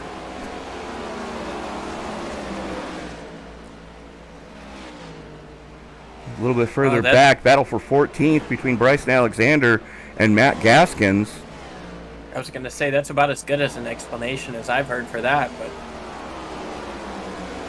Well, I mean, it's the other thing too is tough to drive, but if you get a car sideways as well, you know, that really affects that underbody aero because there's no air getting under the car because the side skirts really suck the car to the track. as you're speaking about that, Alex Murray's got a phenomenal run coming into the tunnel turn on Joseph Lester. He's about 2 car lengths off of Joseph Lester, and RJ Root has been putting down the quickest laps. Last time around, the time before last was a 53.68. This time a 53.69. He is insanely quick right now as this battle for the lead heats up. We got 3 guys within half a second of each other. We do at that, then you're 2.5 seconds back big block there for Joseph Lester, trying to keep that 40 behind him. 40 swerves back down to the bottom. Alex Murray. Caution is out. He's got a caution. Bryson Alexander. Bryson Alexander has a problem. So, wow. I'm not going to lie. I kind of forgot those could happen. We had a hell of a battle shaping up front here. Joseph Lester, Alex Murray, and RJ Root racing hard for the lead. You see him rub fenders with the 4, gets yeeted. Oh! Shades of Jeff Gordon in 2003. Yeah, it's a tough deal for that 20. He's been running strong. We've seen him racing side by side with guys. He was able to run that inside and the outside. We'll take another look at this. Heading down the long pond straightaway. Getting down to the inside there. Banging fenders with Burt. And yeah, just couldn't get off of him. And when he did, it hooked it hard. Burt with nowhere to go as that was all happening. But tough break for the 20 of Bryson Alexander there. We saw him running quite well throughout the course of this race. Absolutely. Let's go ahead and watch this one again. As you can see him there in the background coming into turn number 2 now. The 4 goes down. They get that bump. And Alexander just bang into the wall. And then comes back down in front of the 4. Everybody else doing a great job to avoid collecting him. But yeah, that absolutely. definitely changes the dynamic of what we are about to see. Oh, 1,000%. I think everybody comes in for tires. You have to. You have to. Yeah, you have to. I think, I mean, fuel mileage wasn't really a game unless you were somebody who pitted in the first 1 or 2 laps of the pit window opening. Well, this is going to benefit Clayton Davis for sure, as he was one of the first to blink to go pit side for the money stop back on lap 50. We are currently sitting 13 to go. Alex Murray had the nose out front of Joseph Lester. And a little bit more than the nose. He had that pass all the way cleared by the time they got into turn number 1. And, but we know Lester was really hoping to have a chance to win this race. And I'm in the boat that this caution helps him. And everybody peeling off. Late call. Look at Joseph. Almost locking her up, speeding in there. No, he got it down. Dead, he got it down. But Josh Ward stays out. Chris Claude stays out. Everybody else, I would expect 4 in fuel for the entirety of the rest of this field. And Lester slides through his box, as does the 45. Lester was a little bit too far forward in his box. Had to back up. That's going to cost him at least a second here. And if I'm guessing, I'd say probably 4 spots here. He gets off behind the 8. But he still beats the 40 off. The 40 with a problem on pit lane. Let's phrase that a different way, please. Yes, sir. Took me a second here. I'm all innocent. But, yeah, the 18, even though he overextended his box there. Only lost a spot to Root. Only lost the spot to Root. Still makes up a spot on the 40. And might be interesting to see what happened there with the 40 there. If we could potentially get a look at his pit stop. Maybe see if he overshot it. I don't know if you mentioned that. But well, let me take a look here. Once again, we appreciate everybody tuning in. We've got 12 laps to go. Well, let's back this Coming up to a just a restart little bit. here. As we are going to look back here.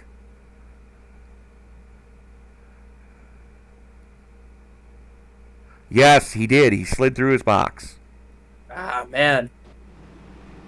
It's the biggest pit lane in all of NASCAR here at Pocono. The pit boxes, well, Auto Club might be bigger, but the pit boxes are huge here, and you've got a lot more space to work with when you're coming in to slow down for your box. And we've seen it get people in the past, you know, in the Cup Series, and we saw it get 2 of our front runners today, both of them having to back up a little bit to get their pit stop service done. Didn't seem to cost them too much because they were racing each other, but Joseph Lester's probably not too pleased with being behind the 8 of RJ Root, knowing how quick he was before that yellow came out. Probably not, but we are going to restart with 10 to go. Josh Ward and Chris Claude, your front row on this restart, both stayed out. RJ Root and Alex Murray kind of in the catbird seat right now. I put Joseph Lester in there too if he can get a nice run up on this 10 in the first turn. He's got to get by Claude cleanly and quickly. It's tough being right up next to the wall in the outside, but if he can get a nice run into one, I don't think it's impossible. He's just got to utilize those tires. Tell you what, man, 10 laps to go. We've got 2 guys on older tires. We've got the next 3 guys were racing for the lead before this caution came out. Ryan Samuelson has been all the way up through the field. We got J.C. Gibson, who has been quiet but still consistent, working his way up through the field. Matt White is back there.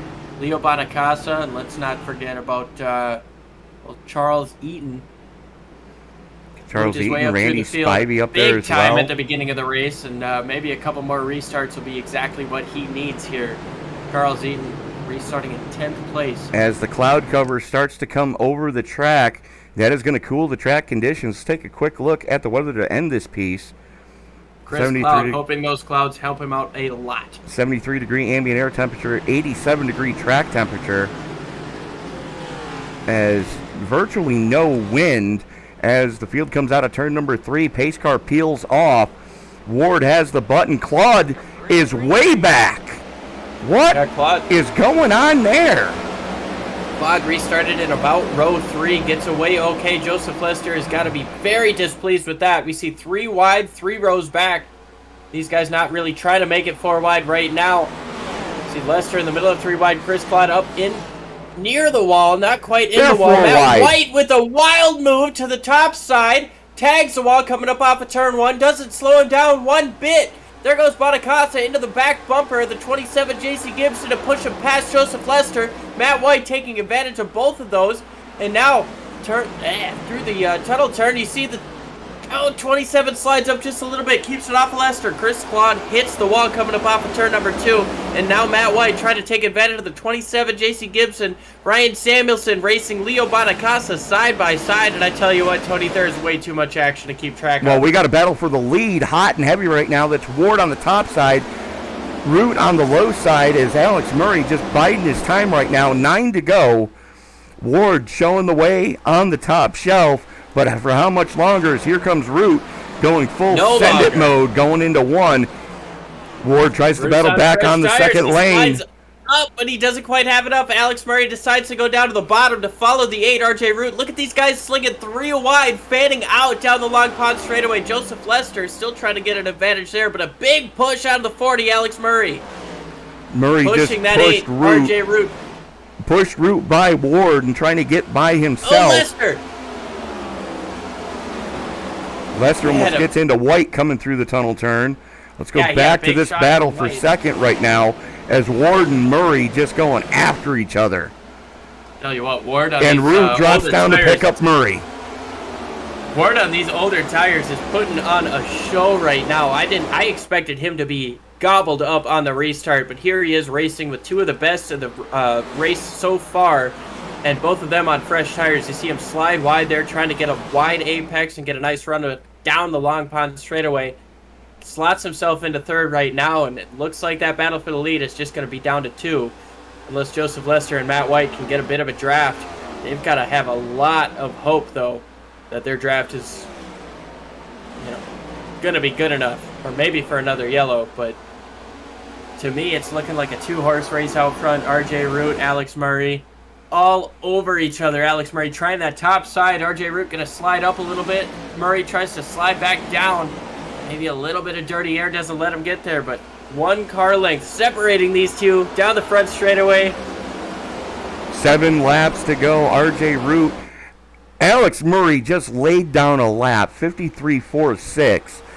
That was better than anything we have seen so far today.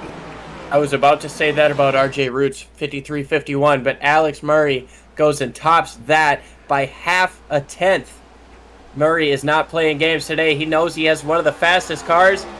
He's going to try to, he's got to try to play this right. He's I got to don't know. make I've that never been in a car that fast. He's got to make that car as wide as possible for the next 6 1/4 laps. We've seen a lot of fantastic Pocono battles where the second place car just wasn't quite able to get the run up on the leader. Whoa, and Joseph Lester's in the wall. What on In the wall hard, and earth? he's around. That's going to bring out a caution. He had a broken right front. Something's broken on the front of that car. You see the way the wheels are spinning there. He must have got the wall. Oh, he absolutely did. Tried to take down the turn 2 wall. Caught that bump coming off the corner. They'll try to race Matt White there, but you see him And then getting the car in the corner. just does not turn. Yeah, his right front toe link was broken at that point, and he just didn't know it. But you see, he tries to gas it back up, and with all of the underbody still... holy cow, Chris Claude with the avoidance. But with that underbody dragging, it just... yeah, you see how much that right front is shaking. That underbody dragging, once he gassed it up, it just couldn't go. I want to take a look at Chris Cloud's onboard, though, if we can, watching him get through after Joseph Lester spun out. Well, let's go on board with Chris, as we do have a GoPro on his helmet. Here he is coming down the short chute. He's got the 33 to his inside. Yeah, you can see Lester's Lester already way up in the there into wall. the wall. He's already going high. Caution's not out yet. He doesn't know there's a problem. Just barely able to get that car tucked down under Lester. That was definitely a Code Brown moment for Chris Claude. Yeah, it looks a lot closer from that initial angle, but turn 3 is so tough to get it turned down to the bottom, and especially when you're committed to that outside lane. That was a great driving there by Chris to keep it out of the back of the 18. As he got Josh into the wall Ward there. just brought it pit side.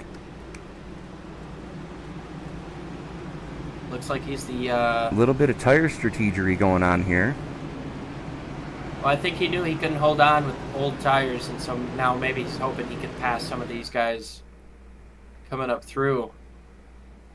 Well, he's going to be restarting deep in this field, as we still have 18 cars on the lead lap. That's impressive.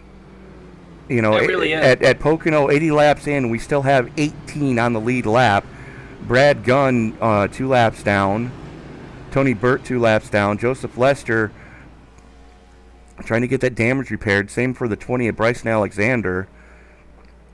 Dave And Regal, 5 laps down.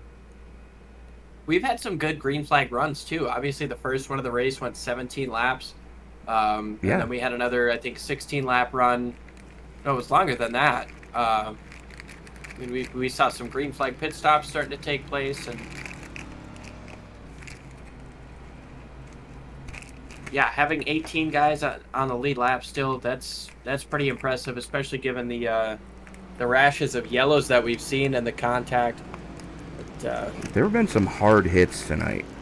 yeah, but at the same time, there's been contact people are able to battle through. Talking about Matt White sitting in 3rd place, we saw him backwards earlier today, sitting in 3rd right now, behind arguably 2 out of the top 3 fastest cars of the race. Tell you what, he's not in a bad spot, especially if he can get himself a nice restart and maybe try to play that dirty air game. I don't think it's going to be... yeah, I don't think it'll be too dirty air, Well, but I think he's got a chance. I mean, the big question right now, is Root going to be able to hold off Murray? Is White going to be able to get into that fray? J.C. Gibson, this is one of his best runs we've seen so far. And Ryan Samuelson, he's been quick all day. We've seen him passing a lot of guys. 12 spots gained throughout the course of this race. And now Maybe that he can gain a 2-second couple more. deficit that those guys in the front had is gone. As the lights go out on the iRacing pace car, Ray Root, Alex Murray, Matt White, J.C. Gibson, Ryan Samuelson, Clayton Davis, Randy Spivey, Leo Bonacasa, Seba Cornez, and Charles Eaton rounding out your top 10 as we currently sit. But 2 years in a row, heartbreak for Joseph Lester here at the Tricky Triangle. Yeah, definitely a tough break for him, getting up into the wall up off of 2. And you could tell he didn't know it was broke there, the way he was still trying to race that 48, getting down into 3. But I tell you what, there's not a worse feeling going into a fast corner, especially a flat one, not having any turn. That's it's a pretty bad feeling, and especially in a race that he wanted to win as bad as this one. But we still got two of the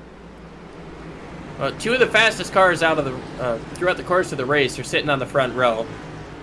One of our most impressive comeback stories is sitting in third. J.C. Gibson has been outrageously consistent throughout the course of this thing, and Clayton Davis also been passing cars. Ryan Samuelson passing cars. Ryan Samuelson led some laps early on.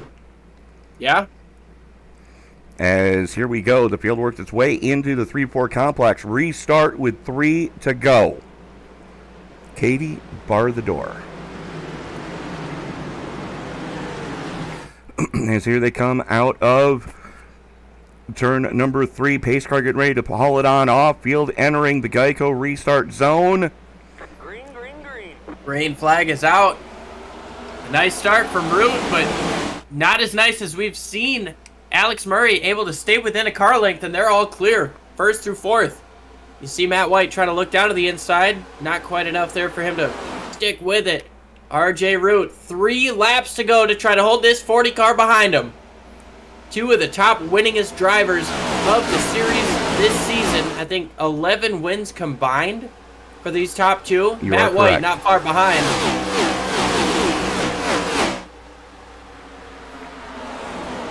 Murray's got to be trying to play this just perfectly. Gets a nice run up off the tunnel turn. You see him fanning out going into the short chute. Murray does not make a move, though. Stays right up on the back bumper. Now looks high going into 3. Matt White looks low. Not going to be quite enough there. We'll see what this run looks like coming up off of turn number 3. Yellow is out. Oy. We've got a green-white checker. We're going in overtime. Claude. Chris Claude, Josh Ward, Charles Eaton all catching a piece of that one. There you see Claude in the Dasani number 10 on the top shell. Coming out of the tunnel turn, down into turn number 3 they go.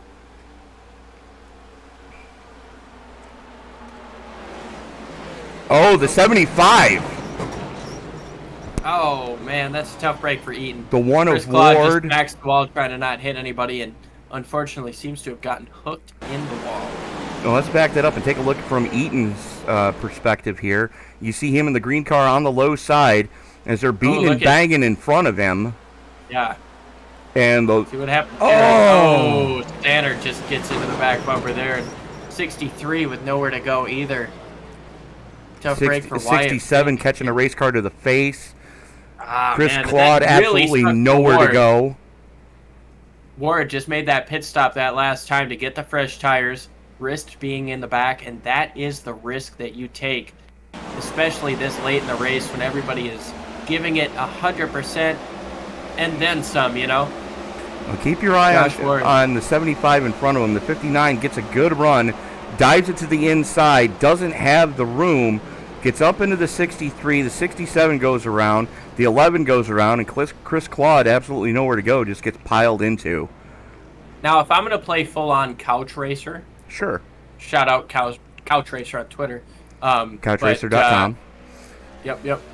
Or I think it's Couch Racer Shop. But either way, it looked to me like the 75 saw what was happening in front of him. He checked up a little bit. And the 59 saw that checkup and was like, perfect chance to make a pass, not seeing what was happening in front of him. So when he dove down in there, not realizing why the 75 checked up, they made contact. That's my guess. 75 definitely slowed down for the corner before the 59 did, and that created that contact. Okay, we'll go with that.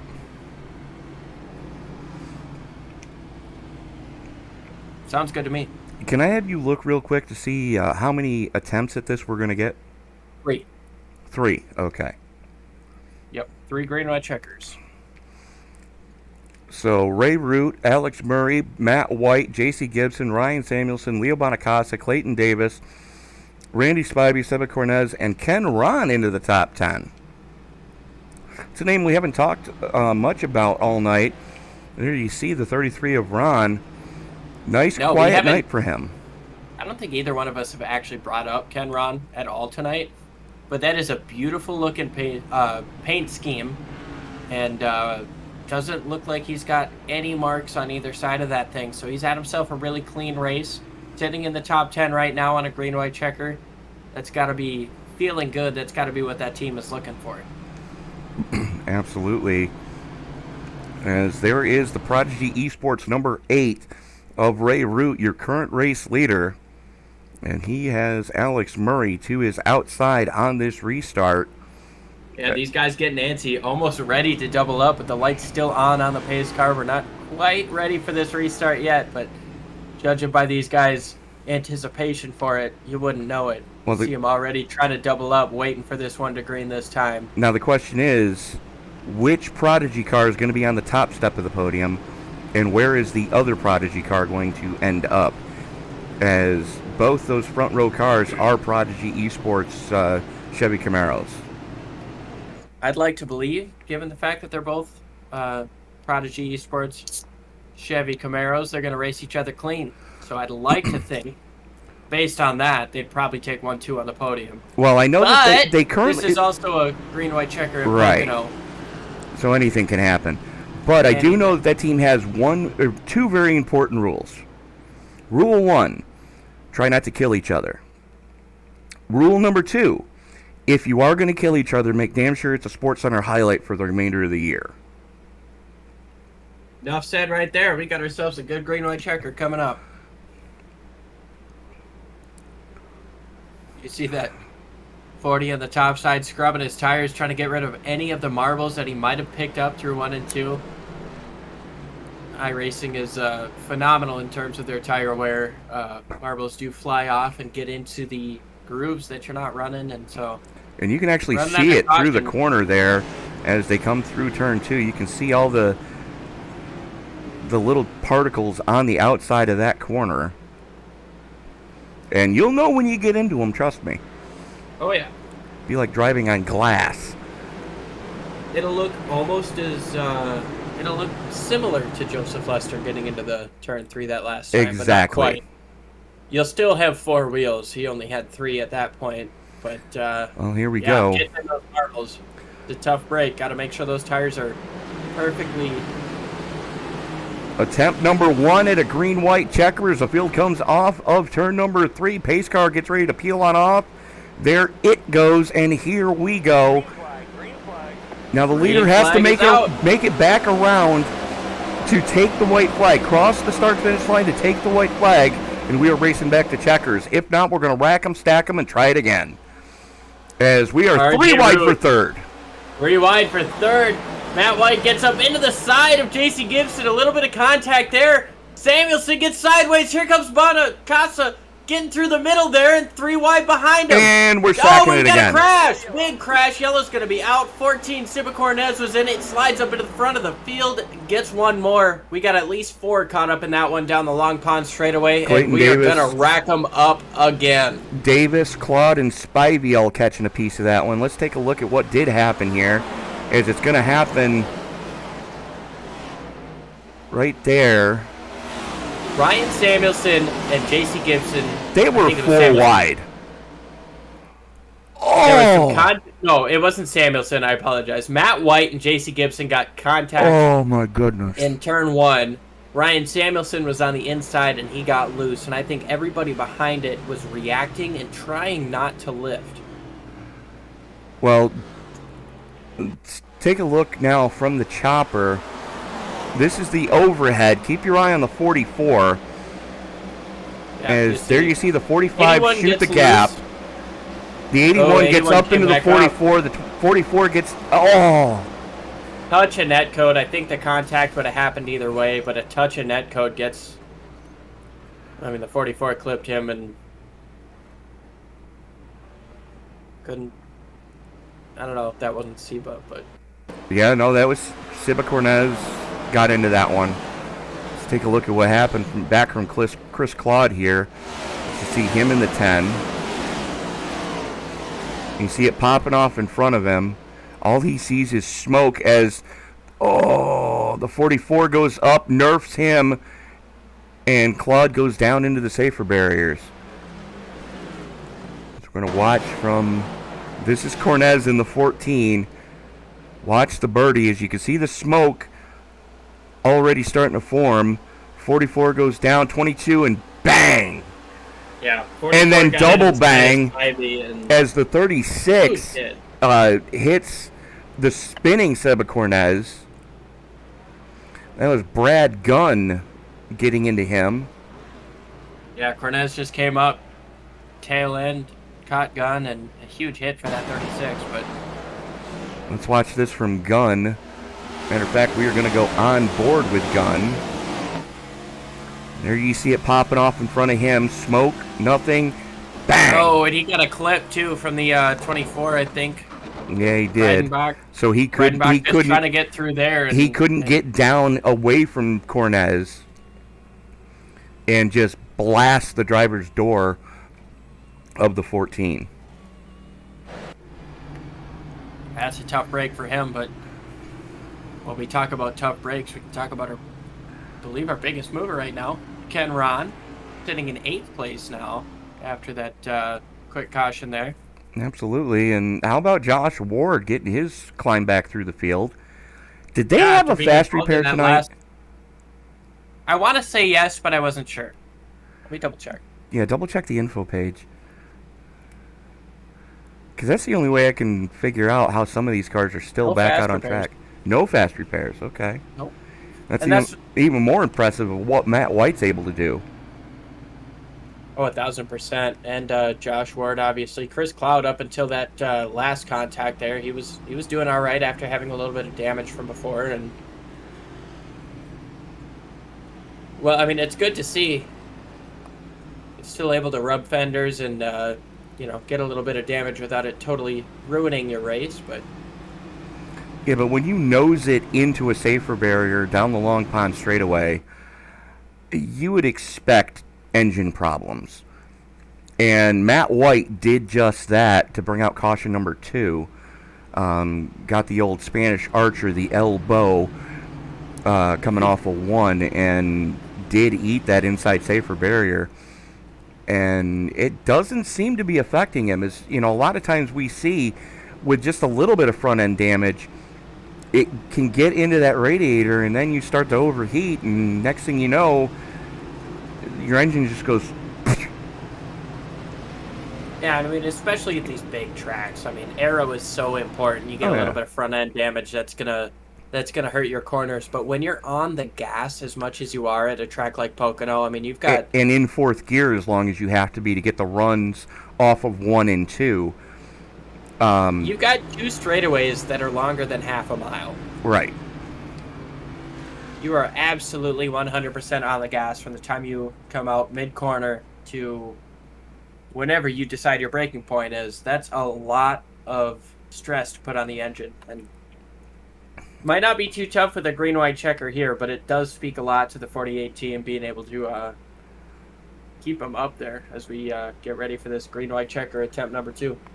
Absolutely. So Ray Root, Alex Murray, Matt White, Leo Bonacasa, J.C. Gibson, Ryan Samuelson, Chad Sanner, Josh Ward, Ken Ron, and Jeff O'Rourke going to restart as your top 10. We currently have 16 cars left on the lead lap.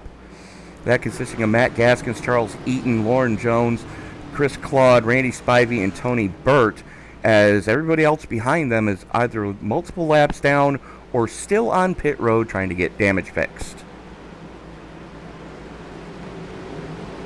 Yeah, I tell you what, these first 2 rows are going to be absolutely everything you want to watch. This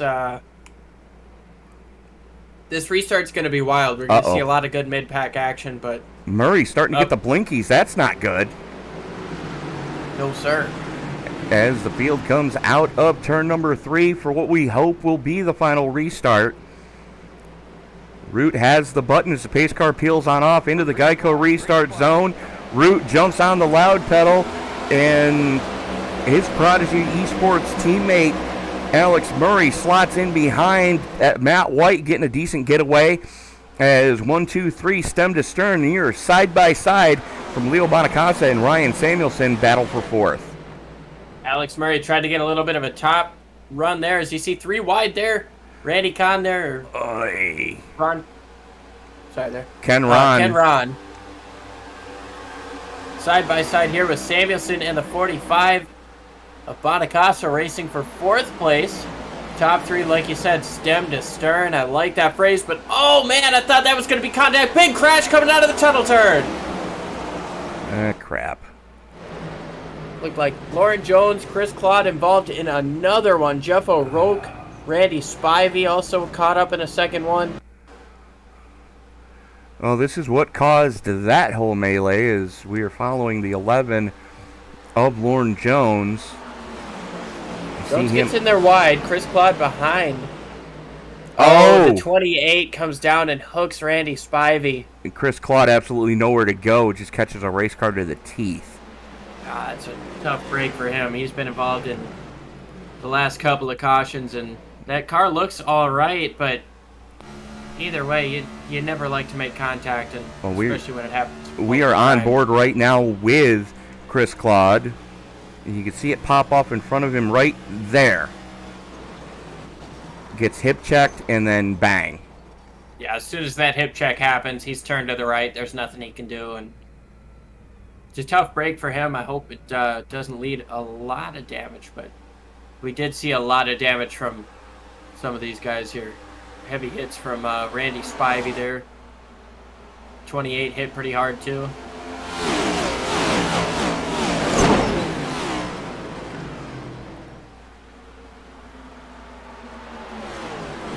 Ouch. Well, Tony, this is our last try. If they crash, we don't go yellow. The field frozen, we go under caution and finish under yellow. Is that how it works? Yep, if the leader on this final restart, if the leader does not make it back around to cross the start-finish line to accept the white flag, if a caution pops off before that is able to happen, field frozen, race over. And that's why Tony's here, because I thought it was on the last attempt, just no cautions. Nope. Field frozen, race over. If the leader can get back to the start-finish line before the caution flag is needed to be thrown, we are racing back to checkers, and I guarantee you we will definitely see fireworks on the final lap. Yeah, I don't know, man. Like you said, the rules don't kill each other, but if you're gonna make sure it's a highlight reel. We got 2 of these Prodigy Esports guys running for the win. Restarting on the front row for now the 3rd time in a row.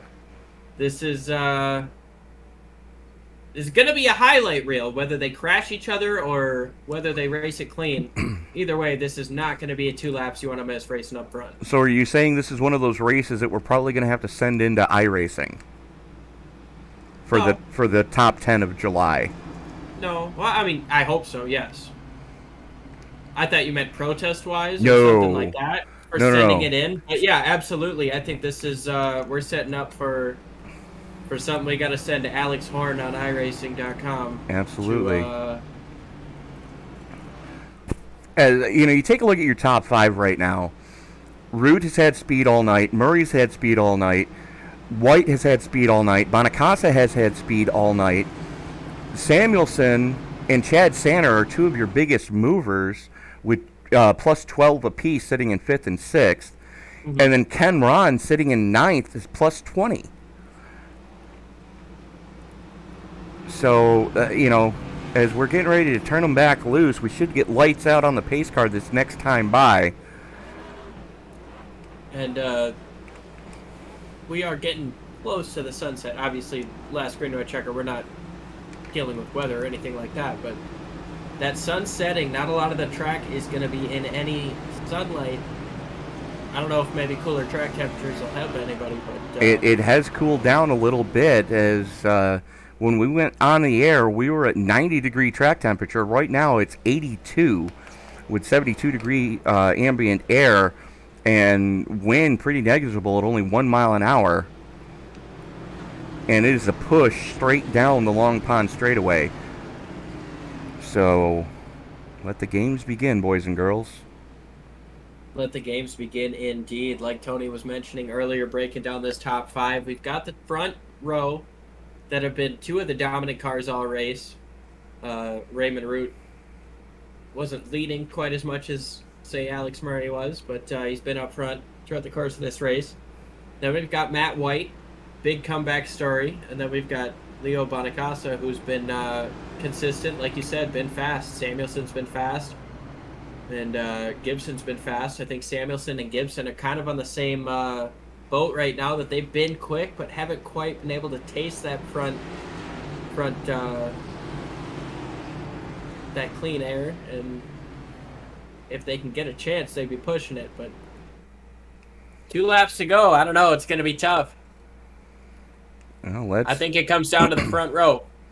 It definitely is. Murray and Root need to get a good getaway here as on the field coming into turn number 3. We are going to go up to the flag stand, as the man in the stand has now got the green flag in his hand, getting ready to wave it as the field comes off of turn number 3. Pace car getting ready to peel on off. There it goes. Root leads them into the Geico restart zone, jumps on the loud pedal, and we are back underway. Green flag back out. We'll see if the 40 is able to clear the 48. Looks like he's able to get down clear of Matt White. Matt White doesn't want to believe it. Still looks down to the bottom, but looks like he'll slot in behind the 40 of Alex Murray. RJ Root with a nice restart. He's got about a car length right now. We'll see what kind of run Murray can get. A big run for Murray coming up off of 2. Gets within half a car length. Chad Sander goes wide coming up off of 2. No problems yet. Still racing. Getting down into turn number 2. RJ Root trying that bottom line in the middle lane. Works well for Alex Murray. Into the wall goes JC Gibson. Alex Murray down to the bottom. Inside of RJ Root. Coming to the white flag.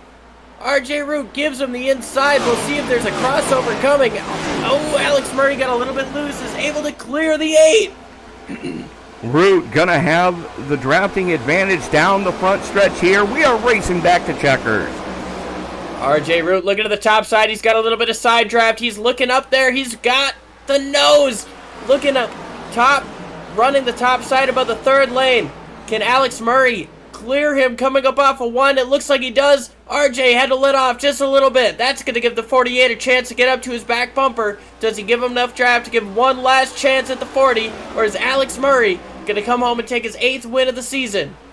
Well, White's got to be careful in 3rd place as he's got a very hungry Leo Bonacasa right behind him as they come out of turn 2 and into turn 3. Full head of steam. Alex Murray, 2 car lengths to the good. Root gonna send it. Gets to the inside. Alex Murray. Drag race. He gets up the outside. Murray runs the outside. Not quite enough for Root to make a move. Alex Murray is going to win at the line by just under half a car length. I tell you what, man, that was a phenomenal last lap. I thought it was going to be over after turn number 1, but the run that the 8 RJ Root made through the tunnel turn really gave him a chance to go for that send, and especially the outside run for the 40.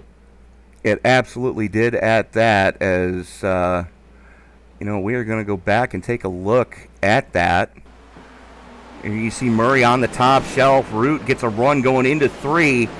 And Root had every opportunity to just send him. Murray slammed the door.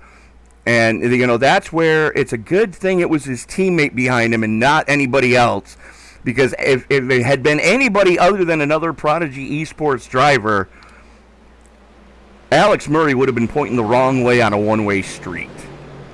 Yeah, and I maybe have to ask the winner, Alex Murray, here about the last lap there, but I wonder if the only reason he went so wide was because it was a teammate. But RJ Root had every chance to go up in there, send it, door the 40, spin him out. He didn't do it. He raced him clean for the win, and, it was about a 1/10 of a second at best. He absolutely that was a phenomenal did. race for the win, and, man, super great run for Alex Murray there. As we are going to actually reach out now to the man of the hour from Prodigy Esports, Concord, North Carolina. Liam, I believe you've got Alex Murray with you now. Yeah, Alex, this is Liam up in the booth. How you doing, man? Good, how are you? Doing pretty good. Well, we saw you get the checkered flag here. It did not come easy. You started up front. You led the first 17 laps. Kind of walk us through what happened when you got back in traffic there at the beginning of the race. Just fuel strategy, just trying to keep fueling it, knowing that we'd eventually have a green run, and was able to get myself back up into position there pretty quickly. I mean, we still had to work to catch the top 3 there with Josh, Joseph, and RJ, but all in all, it was a great setup, and RJ and I we had some fun there at the end. So can't thank RJ for running me clean, and he definitely made me work for it that time. I mean, everybody in the top 5 really. Any of us could have won there. It's all about getting a good restart. Yeah, and I want to bring up that battle there with the 8. I mean, first off, RJ Root was phenomenal on restarts. What did it take to get by him? And then my second question is that last lap there into 3. Was that just you giving your teammate a shot to maybe make a photo finish? Or? No, that was just him. I knew he was going to send it in there as hard as he possibly could, and I knew I had to keep myself off of the yellow line, knowing that he was going to go for my rear bumper. So just kind of a defensive move by me, knowing that he was going to try everything he could to get back to me. So, but yeah, the restart, pretty much knew I had to get a good turn one and get through 2 good, make a move either into 3 or make a move into 1 after the white. So if it played out well, he kind of got a little bit tight through 2, and that allowed me to get there, and it opened the door for me to get by him. Rock on, man. Well, you drove a phenomenal race. It didn't come easy. You started up front, had to work your way through the field. But who do you want to thank for such a strong performance here today? BD Technology Group, obviously everybody at Burnt Rubber Productions and Shamrock Auto Care, Ward's Used Car and Wrecker Services, CPG Graphics, Shamrock Auto Care, everybody that supports me. My girlfriend, she might have a watch party going right now. I don't know. She usually does.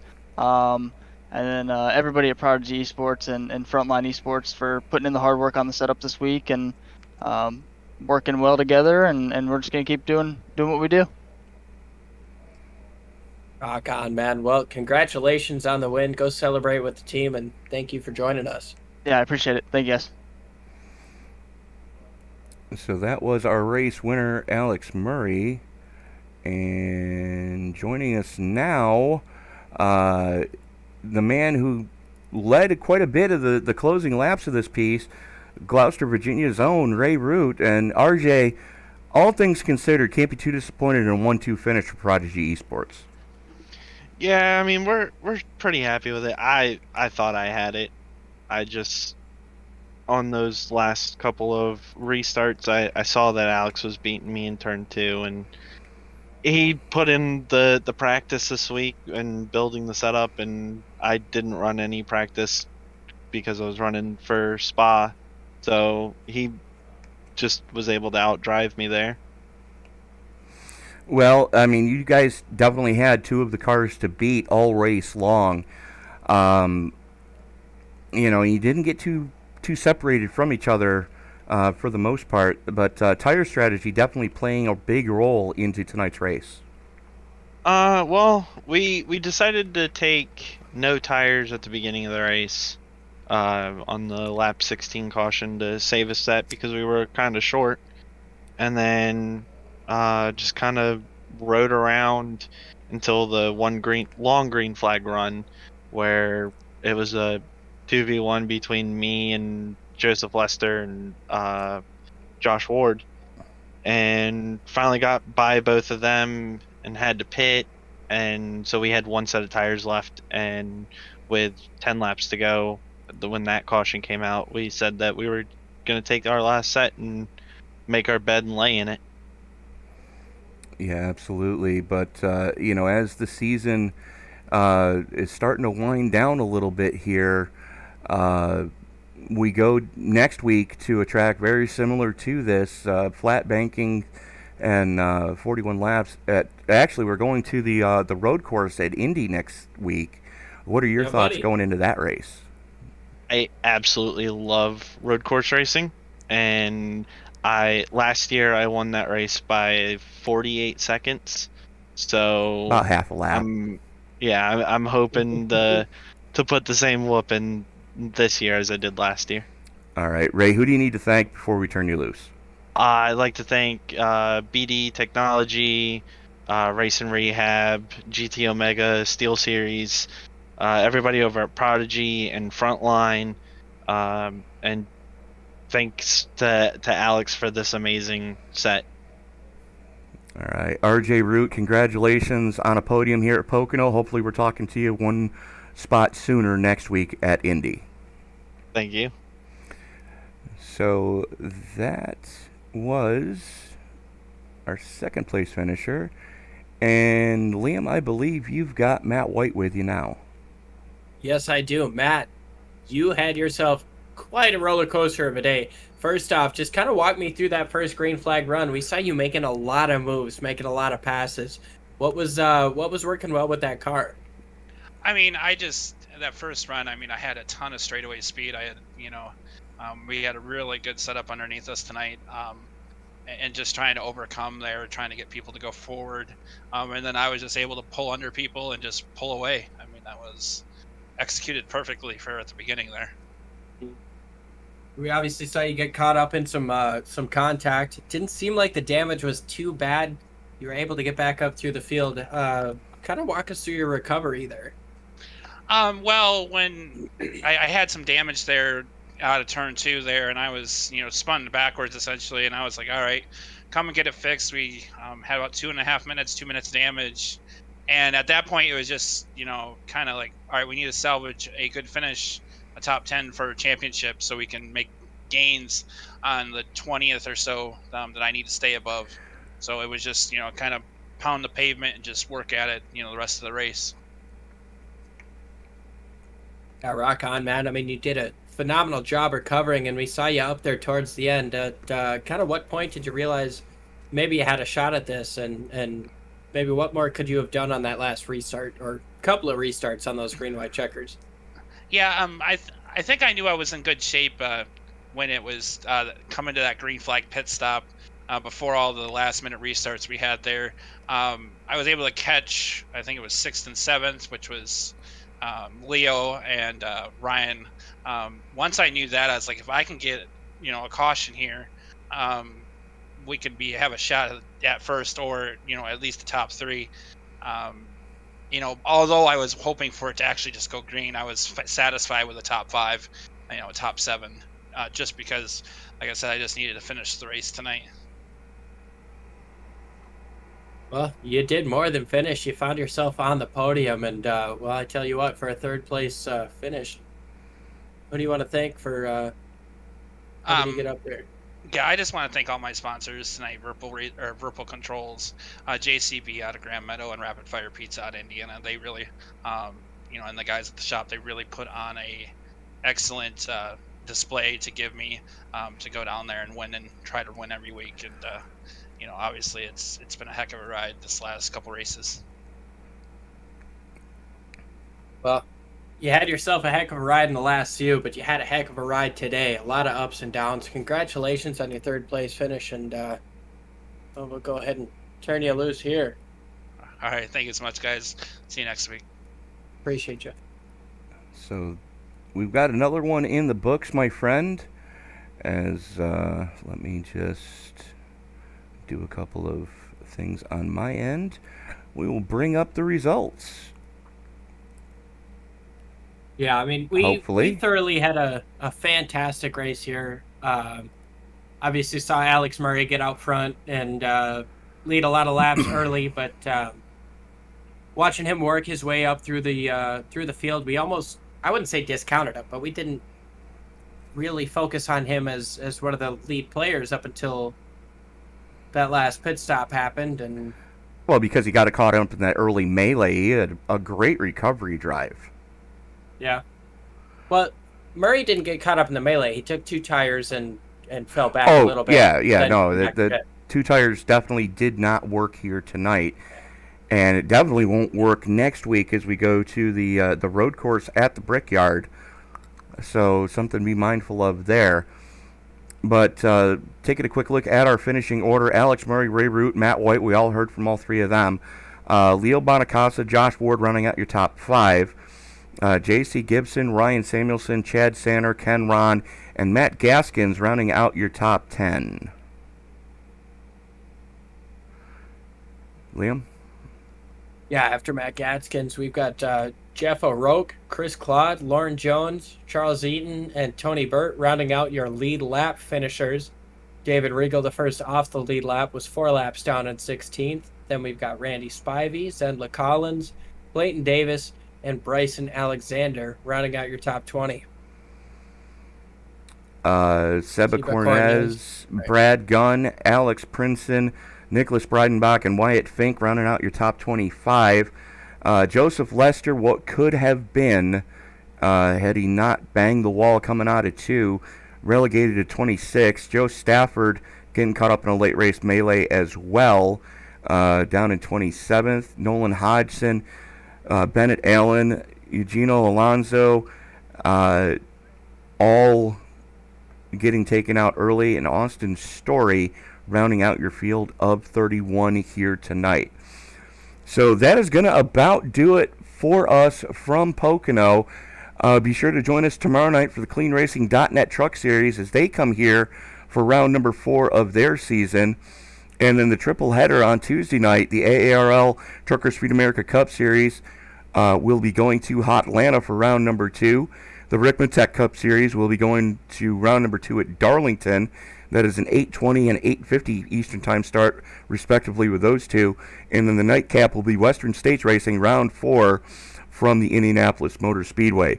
For Mr. Liam Irving, this is Tony Trapassa reminding you, ladies and gentlemen, that as you walk down the road of life this week, please don't play in traffic. Good night, everybody.